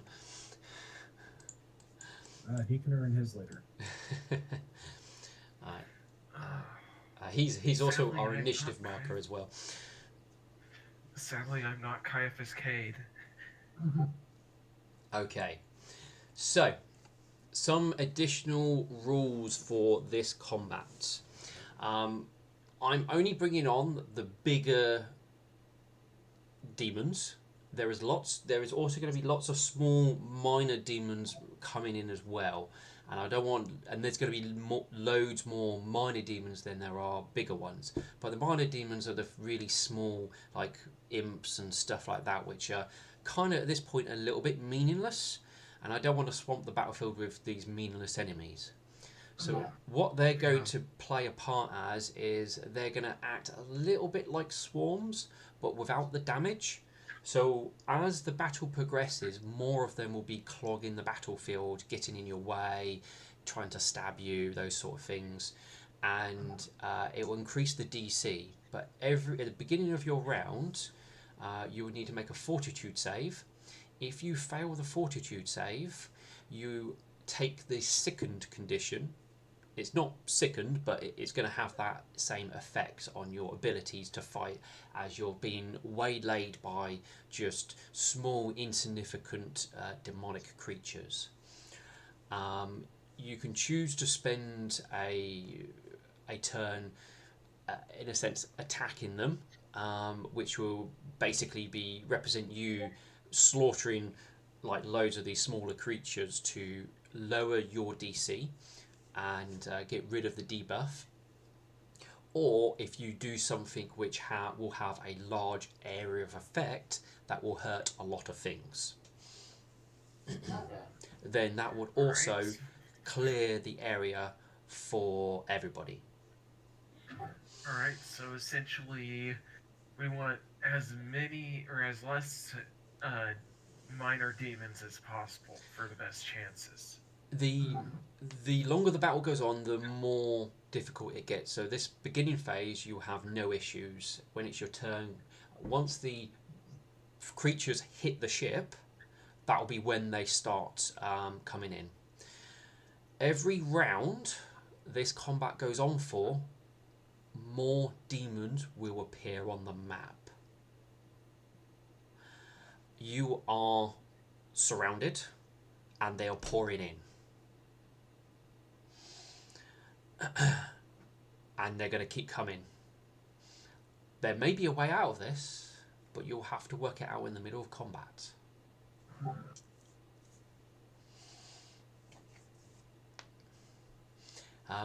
The reason you're here does not look like it's around. So either it may show up later, or you'll have to work out a way of making it show up. That one, you guys will have to obviously work out as you go. So I will hit the begin combat button.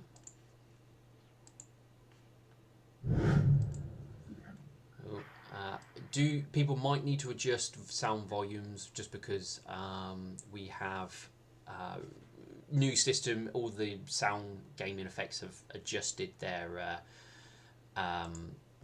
orders and stuff. Welcome back. Right, so we hit that because we've got some.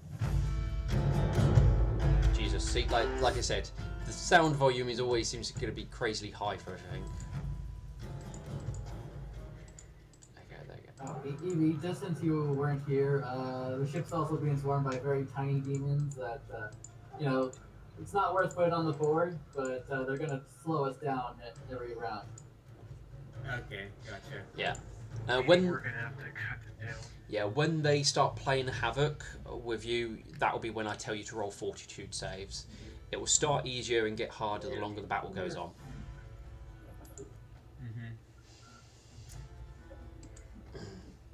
All right. Well, hopefully the magic users have spells that would hit more than one creature. All right, we'll do one round and see how that goes, and what have you. Because we're going to have a lot on the field. I'll do my best to keep the enemies moving quickly.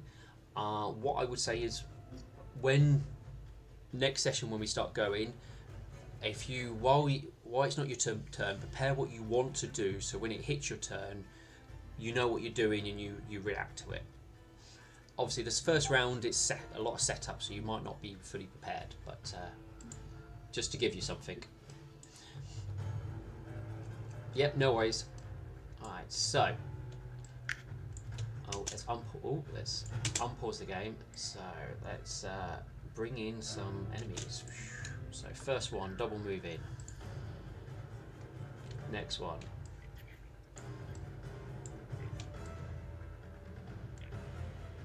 Double move in. Next one.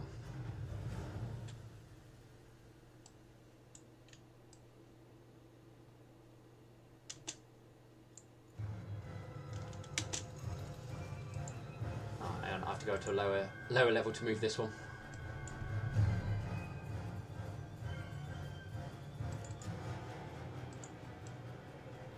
So it should be this guy. So.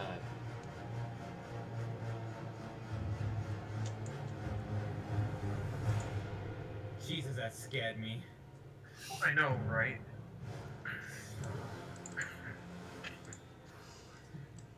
It's meant to. It's okay, guys. We've got this. We've come this far. Alright, that was on the lower level. I will start describing when they are getting through on the lower level, so you've got an idea what happens below decks. Alright. So don't worry if you sort of get worried if you're not aware. I will tell you if there's like noises and what have you happening below. Yeah, no, that's not why I'm worried. Oh, that's the one. Oh, who was it I moved? Yeah, moved you. Alright, next person. You, okay. Is it just the music? Might have to lower the volume a little bit. Alright, next. Ping that one. Is it? Yep, alright. Metal banana. Okay, for some reason my theme is. Oh, there you go. Yeah.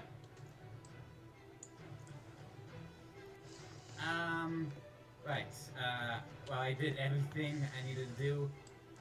I guess I'll just ready a attack for this turn. Alright, so if anything comes within your range, you will attack it. Mm-hmm. Understood. And I will. Yeah, and I will move. Okay, where's the best point that everyone can benefit from me? I guess here. Remember, the centrum, the So- masks are no longer there, so you can step on them. Oh, sweet. Yeah. Would this be a better? No, I'm good here. Okay, Everyone gets the benefit when I stand here. Yeah. understood. Right, next one. Is that all? Yeah, that's it. That's all I can do. Alright, I need to check what your movement speed is. Yours is even more. Okay. Are you on this layer? Yes, you are.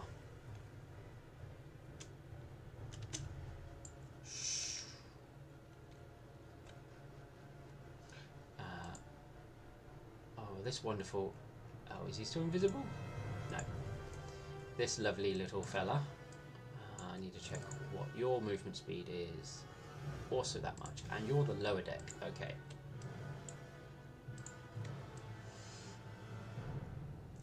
Oh, yeah, don't jump off the ship. That's all I'm going to tell you. Right. Good advice. Character, it's almost like you know me. Yeah, this is definitely not a time for jumping off the ship. Yeah, this isn't like when Alexandrite jumped on that dragon. Let's just put it this way. You probably won't get back up, and you're only dealing with the flying ones at the moment. Alex. Alright. Let's see here. I think I'm gonna help out with the cannon crew if that's cool. The ones that are fired are on this side. Yeah, so I will, first I'll use advance so everyone can move to better locations if they need. Alright.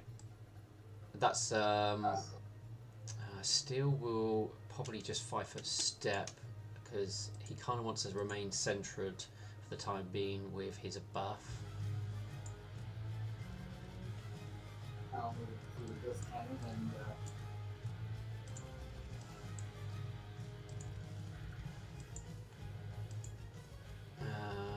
Is there a range to... Is it just everyone within a certain distance? let's see there. Each ally within 30 feet.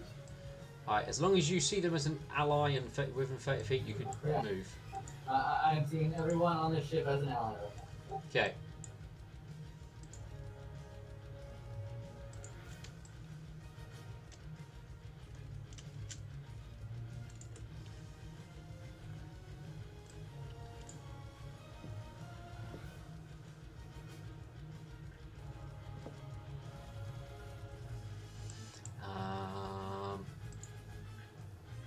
He will move to here. No.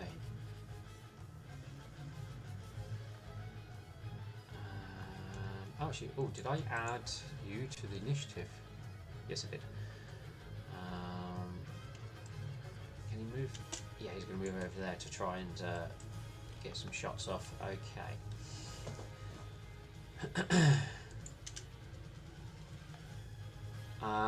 I believe that's everybody who's moving, Alex, so you may continue the rest of your turn. As my full round, I'm going to help reload this cannon. Alright, so you're going to join the crew. So, roll me a profession siege engineer. Okay. Professional soldier's device. I'm just going to check. Because I did, take part in the drills.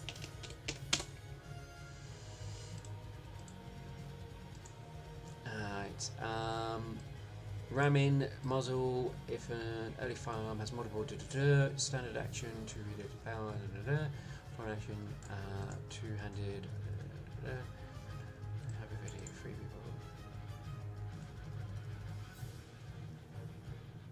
It depends on the siege.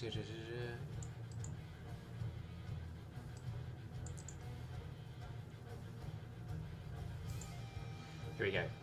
Siege engines. Right, we are loading. We're going to treat it as a heavy catapult, I think, and this is a cannon.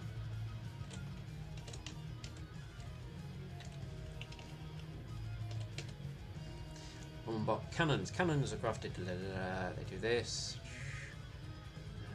Harness, yeah. Cannonballs weigh.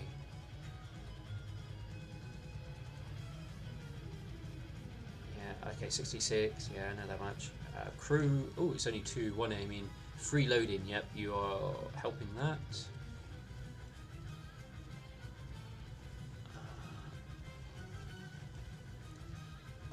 Loaded, see, okay, in order to, you need to load, full round action depending on the crew. Okay, so no, with the reloading you do not need to do it, it's just siege engineer for firing. Alright, you have completed one stage of reloading. Yay. As a full round action. Yeah, I believe you've taken the powder and shoved it in. Alright, is that your turn? Alright, yes. this creature, you can go 120 feet.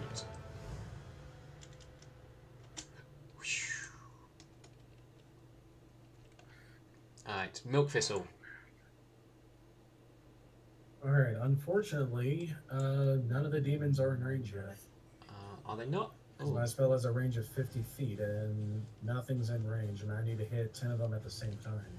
Well, you can do a different spell this turn if you wish. Yeah. Because you have not lost the spell. Yeah, you know what? What's the range of Phantasmal Killer? Okay, yeah, we'll cast this instead. Alright. So Milfist is gonna reach out and touch that one. It looks unique, so that must mean it's special. Alright, you're going for that one. Alright, so you're gonna have to bypass its spell resistance. Okay, I have a thing for that. Alright. So I have Eldritch Breach. I get to roll twice and take the higher results. Okie dokie. There's its number. Alright. Is this a caster level check, right? It is a caster level check, yes. Alright. I'm gonna roll twice and take the higher result. 9. Nice. Taking the 27, and that will bypass. Alright, so it needs to make what save first? It needs to make a will save first and then a fortitude save. Okay, so will save, normal, go. So right, fails the will save. Now it makes a fortitude save. Alright, fortitude save. Go. Alright, fails both of them, so it instantly dies from fear. So that creature lets out a shriek and it plummets to the ground. Nice. I Nice. need to make and let me grab my note because I'm making a note of all of what you guys kill. So First blood.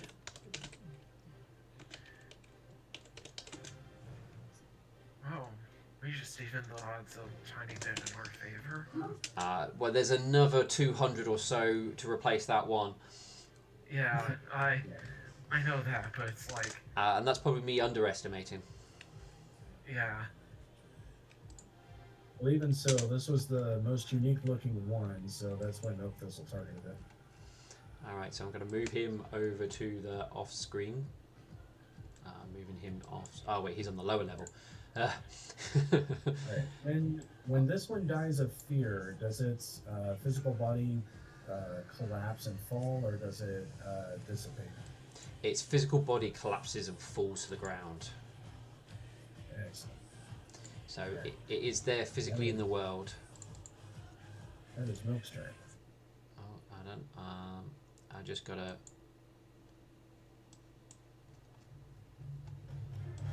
Bear with me 2 seconds because I need to remove the one you just killed off the initiative tracker. So it was him. I'm pretty certain. Yeah. So let's remove combatant. Alright. This rock. That one. Okay. Cool. You're on the lower level, aren't you? Back to the lower level.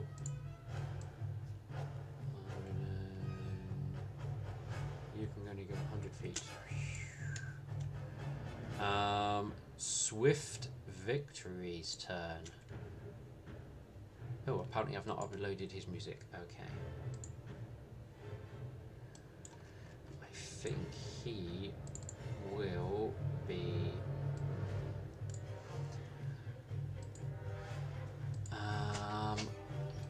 he is just going to stand waiting for his first target to come in range at this moment in time. I don't think there's too much he actually wants to do, as he doesn't want to challenge just yet. He will take a defensive stance at this point in time, as he waits. Next enemy. It's 120. So next enemy.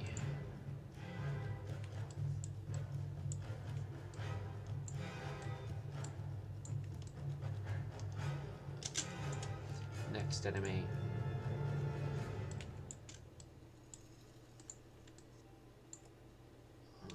That's 100 feet. You can go there. Oh. Right. Guard, right. So begins part 1, reloading cannon. Reloads cannon. Middle guy will... oh, he would have been an ally, so he would have moved there during your thing and reloads cannon.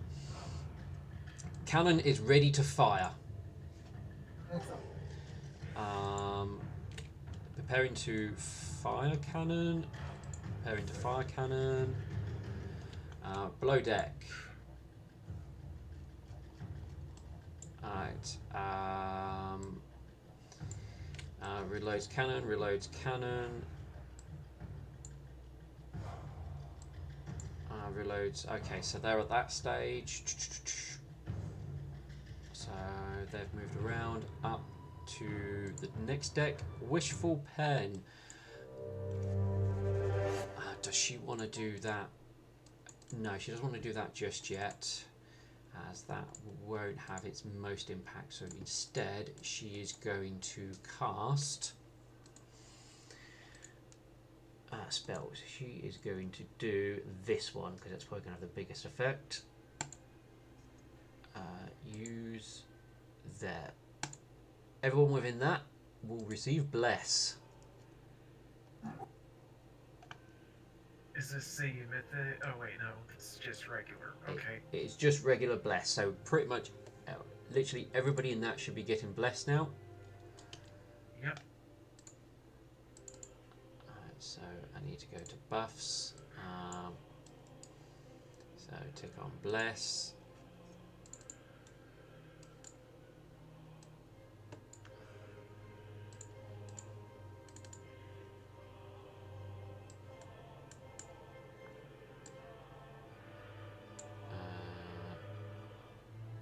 Bless to you, Swift Victory.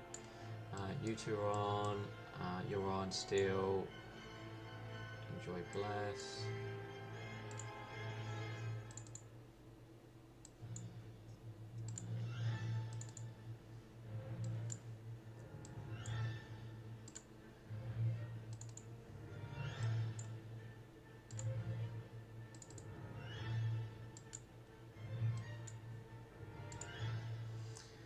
Plus feat. The good thing is if I drag it an activated buff onto another sheet from another sheet, it's already activated, which is handy. Makes they're all done. Sadly, it does not penetrate through the floor, so the people below deck do not get the buff. That is Wishful's turn. End turn. We've got you, who's on the lower deck.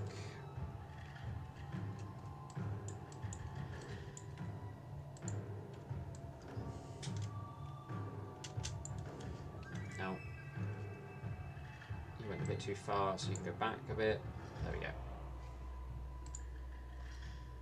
Next. You're of rock on the upper deck. Show me where you are. Oh no, you're the lower deck one. Ah, no.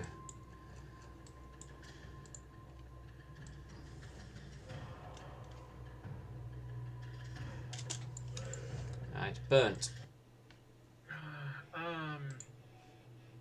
Okay, so is this cannon reloaded? No, it's this one here. Alright, so I'm gonna use a 4-round action to reload this cannon. Yep. So that is on the second stage of reloading. Yeah, and that's my turn. Understood. Next rock.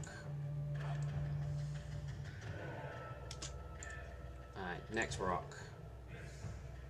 You're on the lower deck. Go.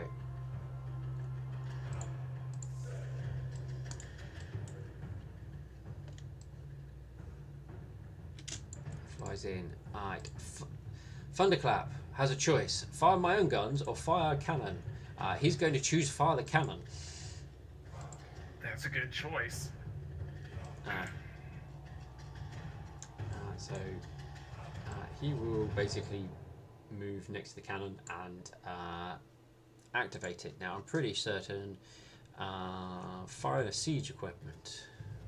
Loading, aiming. Alright, aiming to be aimed in order to target in case of takes a number of 4 hours. It's not going to move, so it doesn't require that because it's going to be firing straight forward. So ignoring that. So the aiming, no, he's not. Doesn't have to do that. Direct fire, rage. Okay, so direct fire launches their projectiles on a flat trajectory, which is allowing for more easy targeting. It uses normal attack rolls with the normal penalties for non-proficient. He's proficient because it is a cannon. A direct weapon fire takes -2 penalty, so it takes a -2 because it's big. A creature has ranks in knowledge or uses targeting platforms. Sheer manpower can reduce the penalty for as long as an extra crew.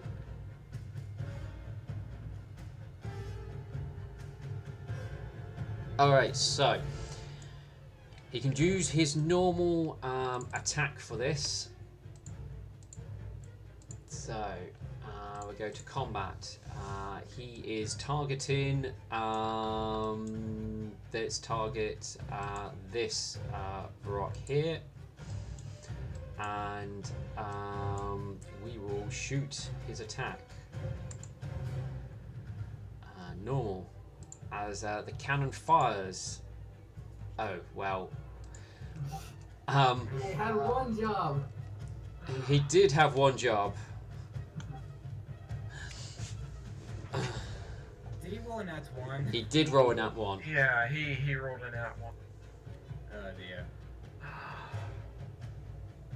Well, times like this, I wish I was a hero so I can just use my reroll on that one for other people.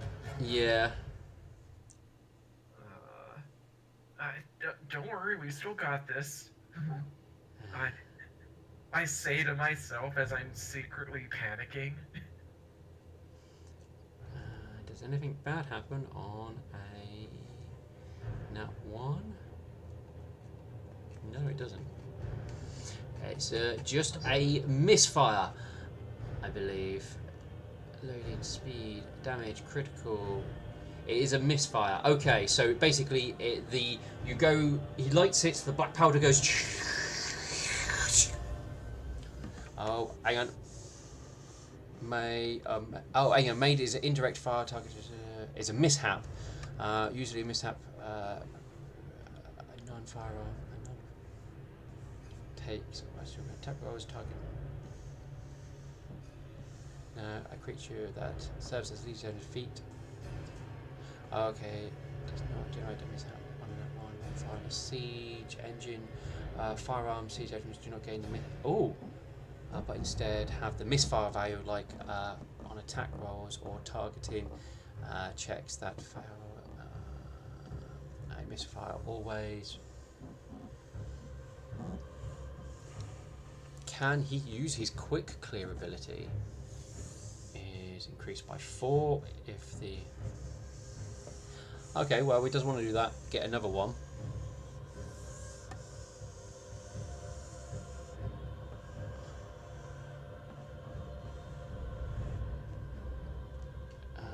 Cruise.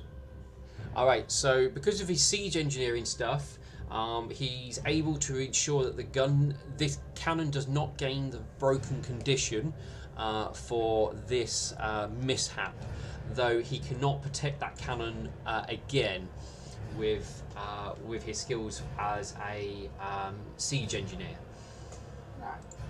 So that's lost its siege engineer protection. So the next one will make it gain the broken condition. Yeah, let's just say, well, move to the next cannon. Yeah. Yep. That's had 2 reloads on it so far. Alright, sadly, an awesome cannon fire in the first round didn't happen, sadly. Oh. Swift Gadget is...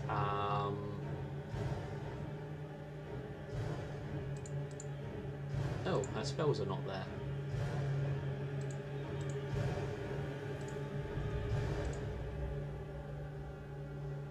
Oh, I didn't transfer her spells.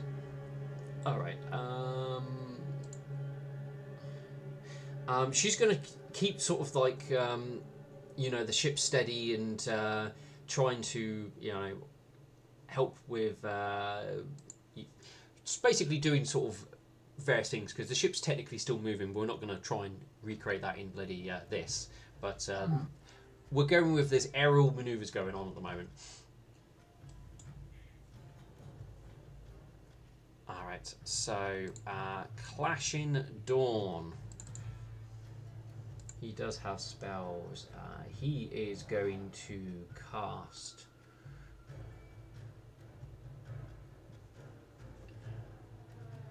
Standing on unit and a swerving you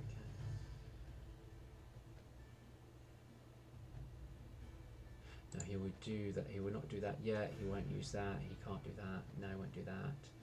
Will you do this? How long does it last? No, won't do that. Is that something worth doing? No. Okay, well, he's going to cast this upon himself.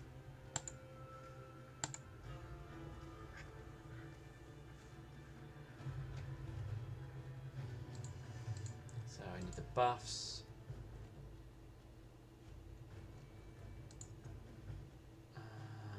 Playlist, no.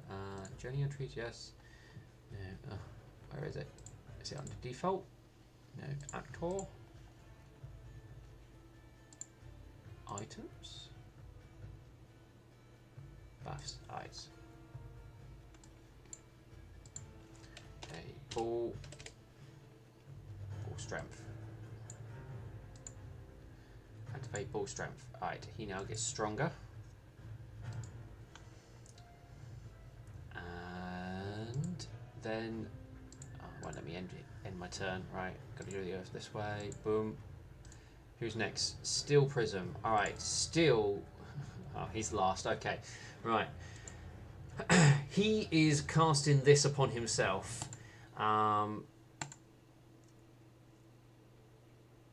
With that, he will. He will grow angel-like wings, and has angel-like wings will grow out his back, and a almost halo-like ring around his head that has a very similar glow to your auras will appear around him, just over his head, but not the rest of his body, as wings expand out of his back. Okay, there we go. So yeah, we'll do that for the moment, and that's on. What else will happen? So he will gain this. Oh no, not spell. Like this, except for. What else does he do? Also, your wings give you fly, which he's got.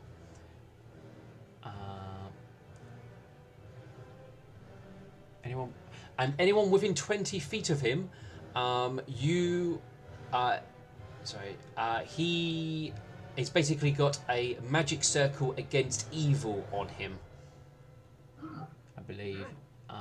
So protection, hang on, good maneuverability. Protection aura provides a +4 deflection bonus to AC and a +4 resistance bonus on saving throws against attacks made or affected creatures by attacks made or effects created by evil creatures to anyone within 20 feet of him. So it basically, you get a +4 deflection bonus and a +4 resistant bonus to anything of which is evil. Am I able to cast this on myself, or like take it? Yeah, you're still protected. You're still protected against evil. Just because you're evil doesn't mean you're not protected from it. No.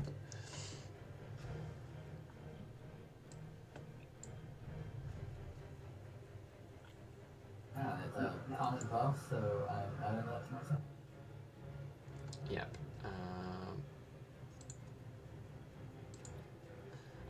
Check the protection of evil, what its buff is, because this is a very much a heightened one. I think the traditional one only gives you +2. Yeah.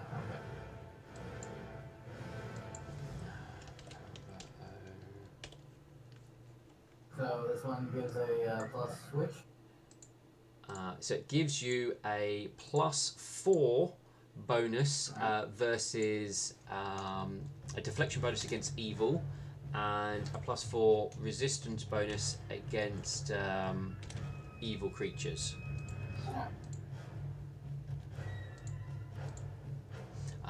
The other things will stay the same. Okay. Do remember you probably already have a deflection bonus, so you won't get like full +4 to it. Protection from evil, you said? Yes. Yeah.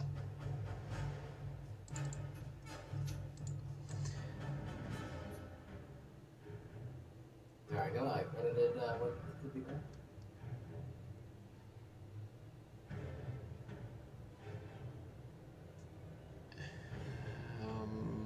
Plus to do it, does he? And then he gains DR 10 evil, immune to a load of stuff, and bonuses to saving throws. Okay. Let me see if that is actually a buff before I stop.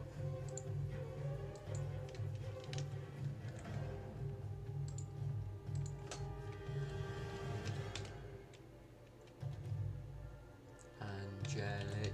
No.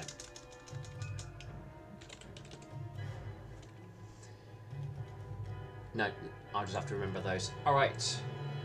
Oh, apparently I haven't put Stills music in either.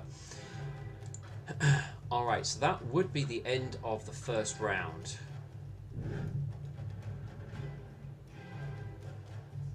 At the end of this round, more things will start appearing on the map.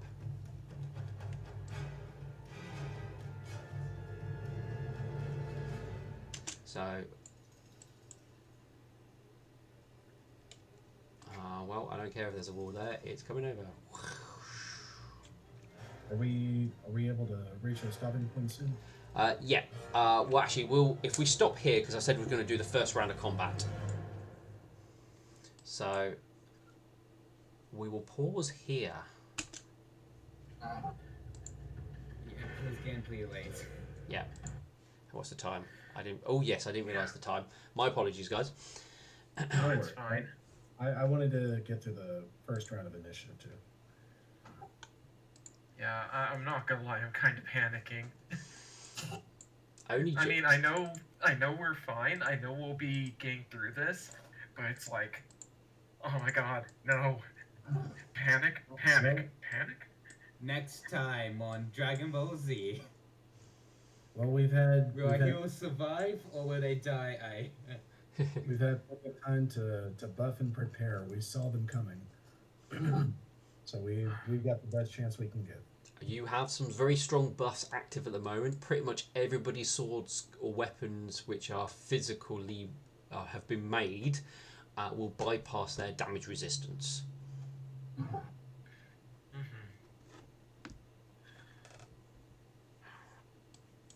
And I can actually give smite to like basically everyone for the round. I've got to activate Still's protection from evil. I think I might have to go look after we say goodbye. Yes. All right. Is Well, everyone slowing down, or was that just me? What? what's up?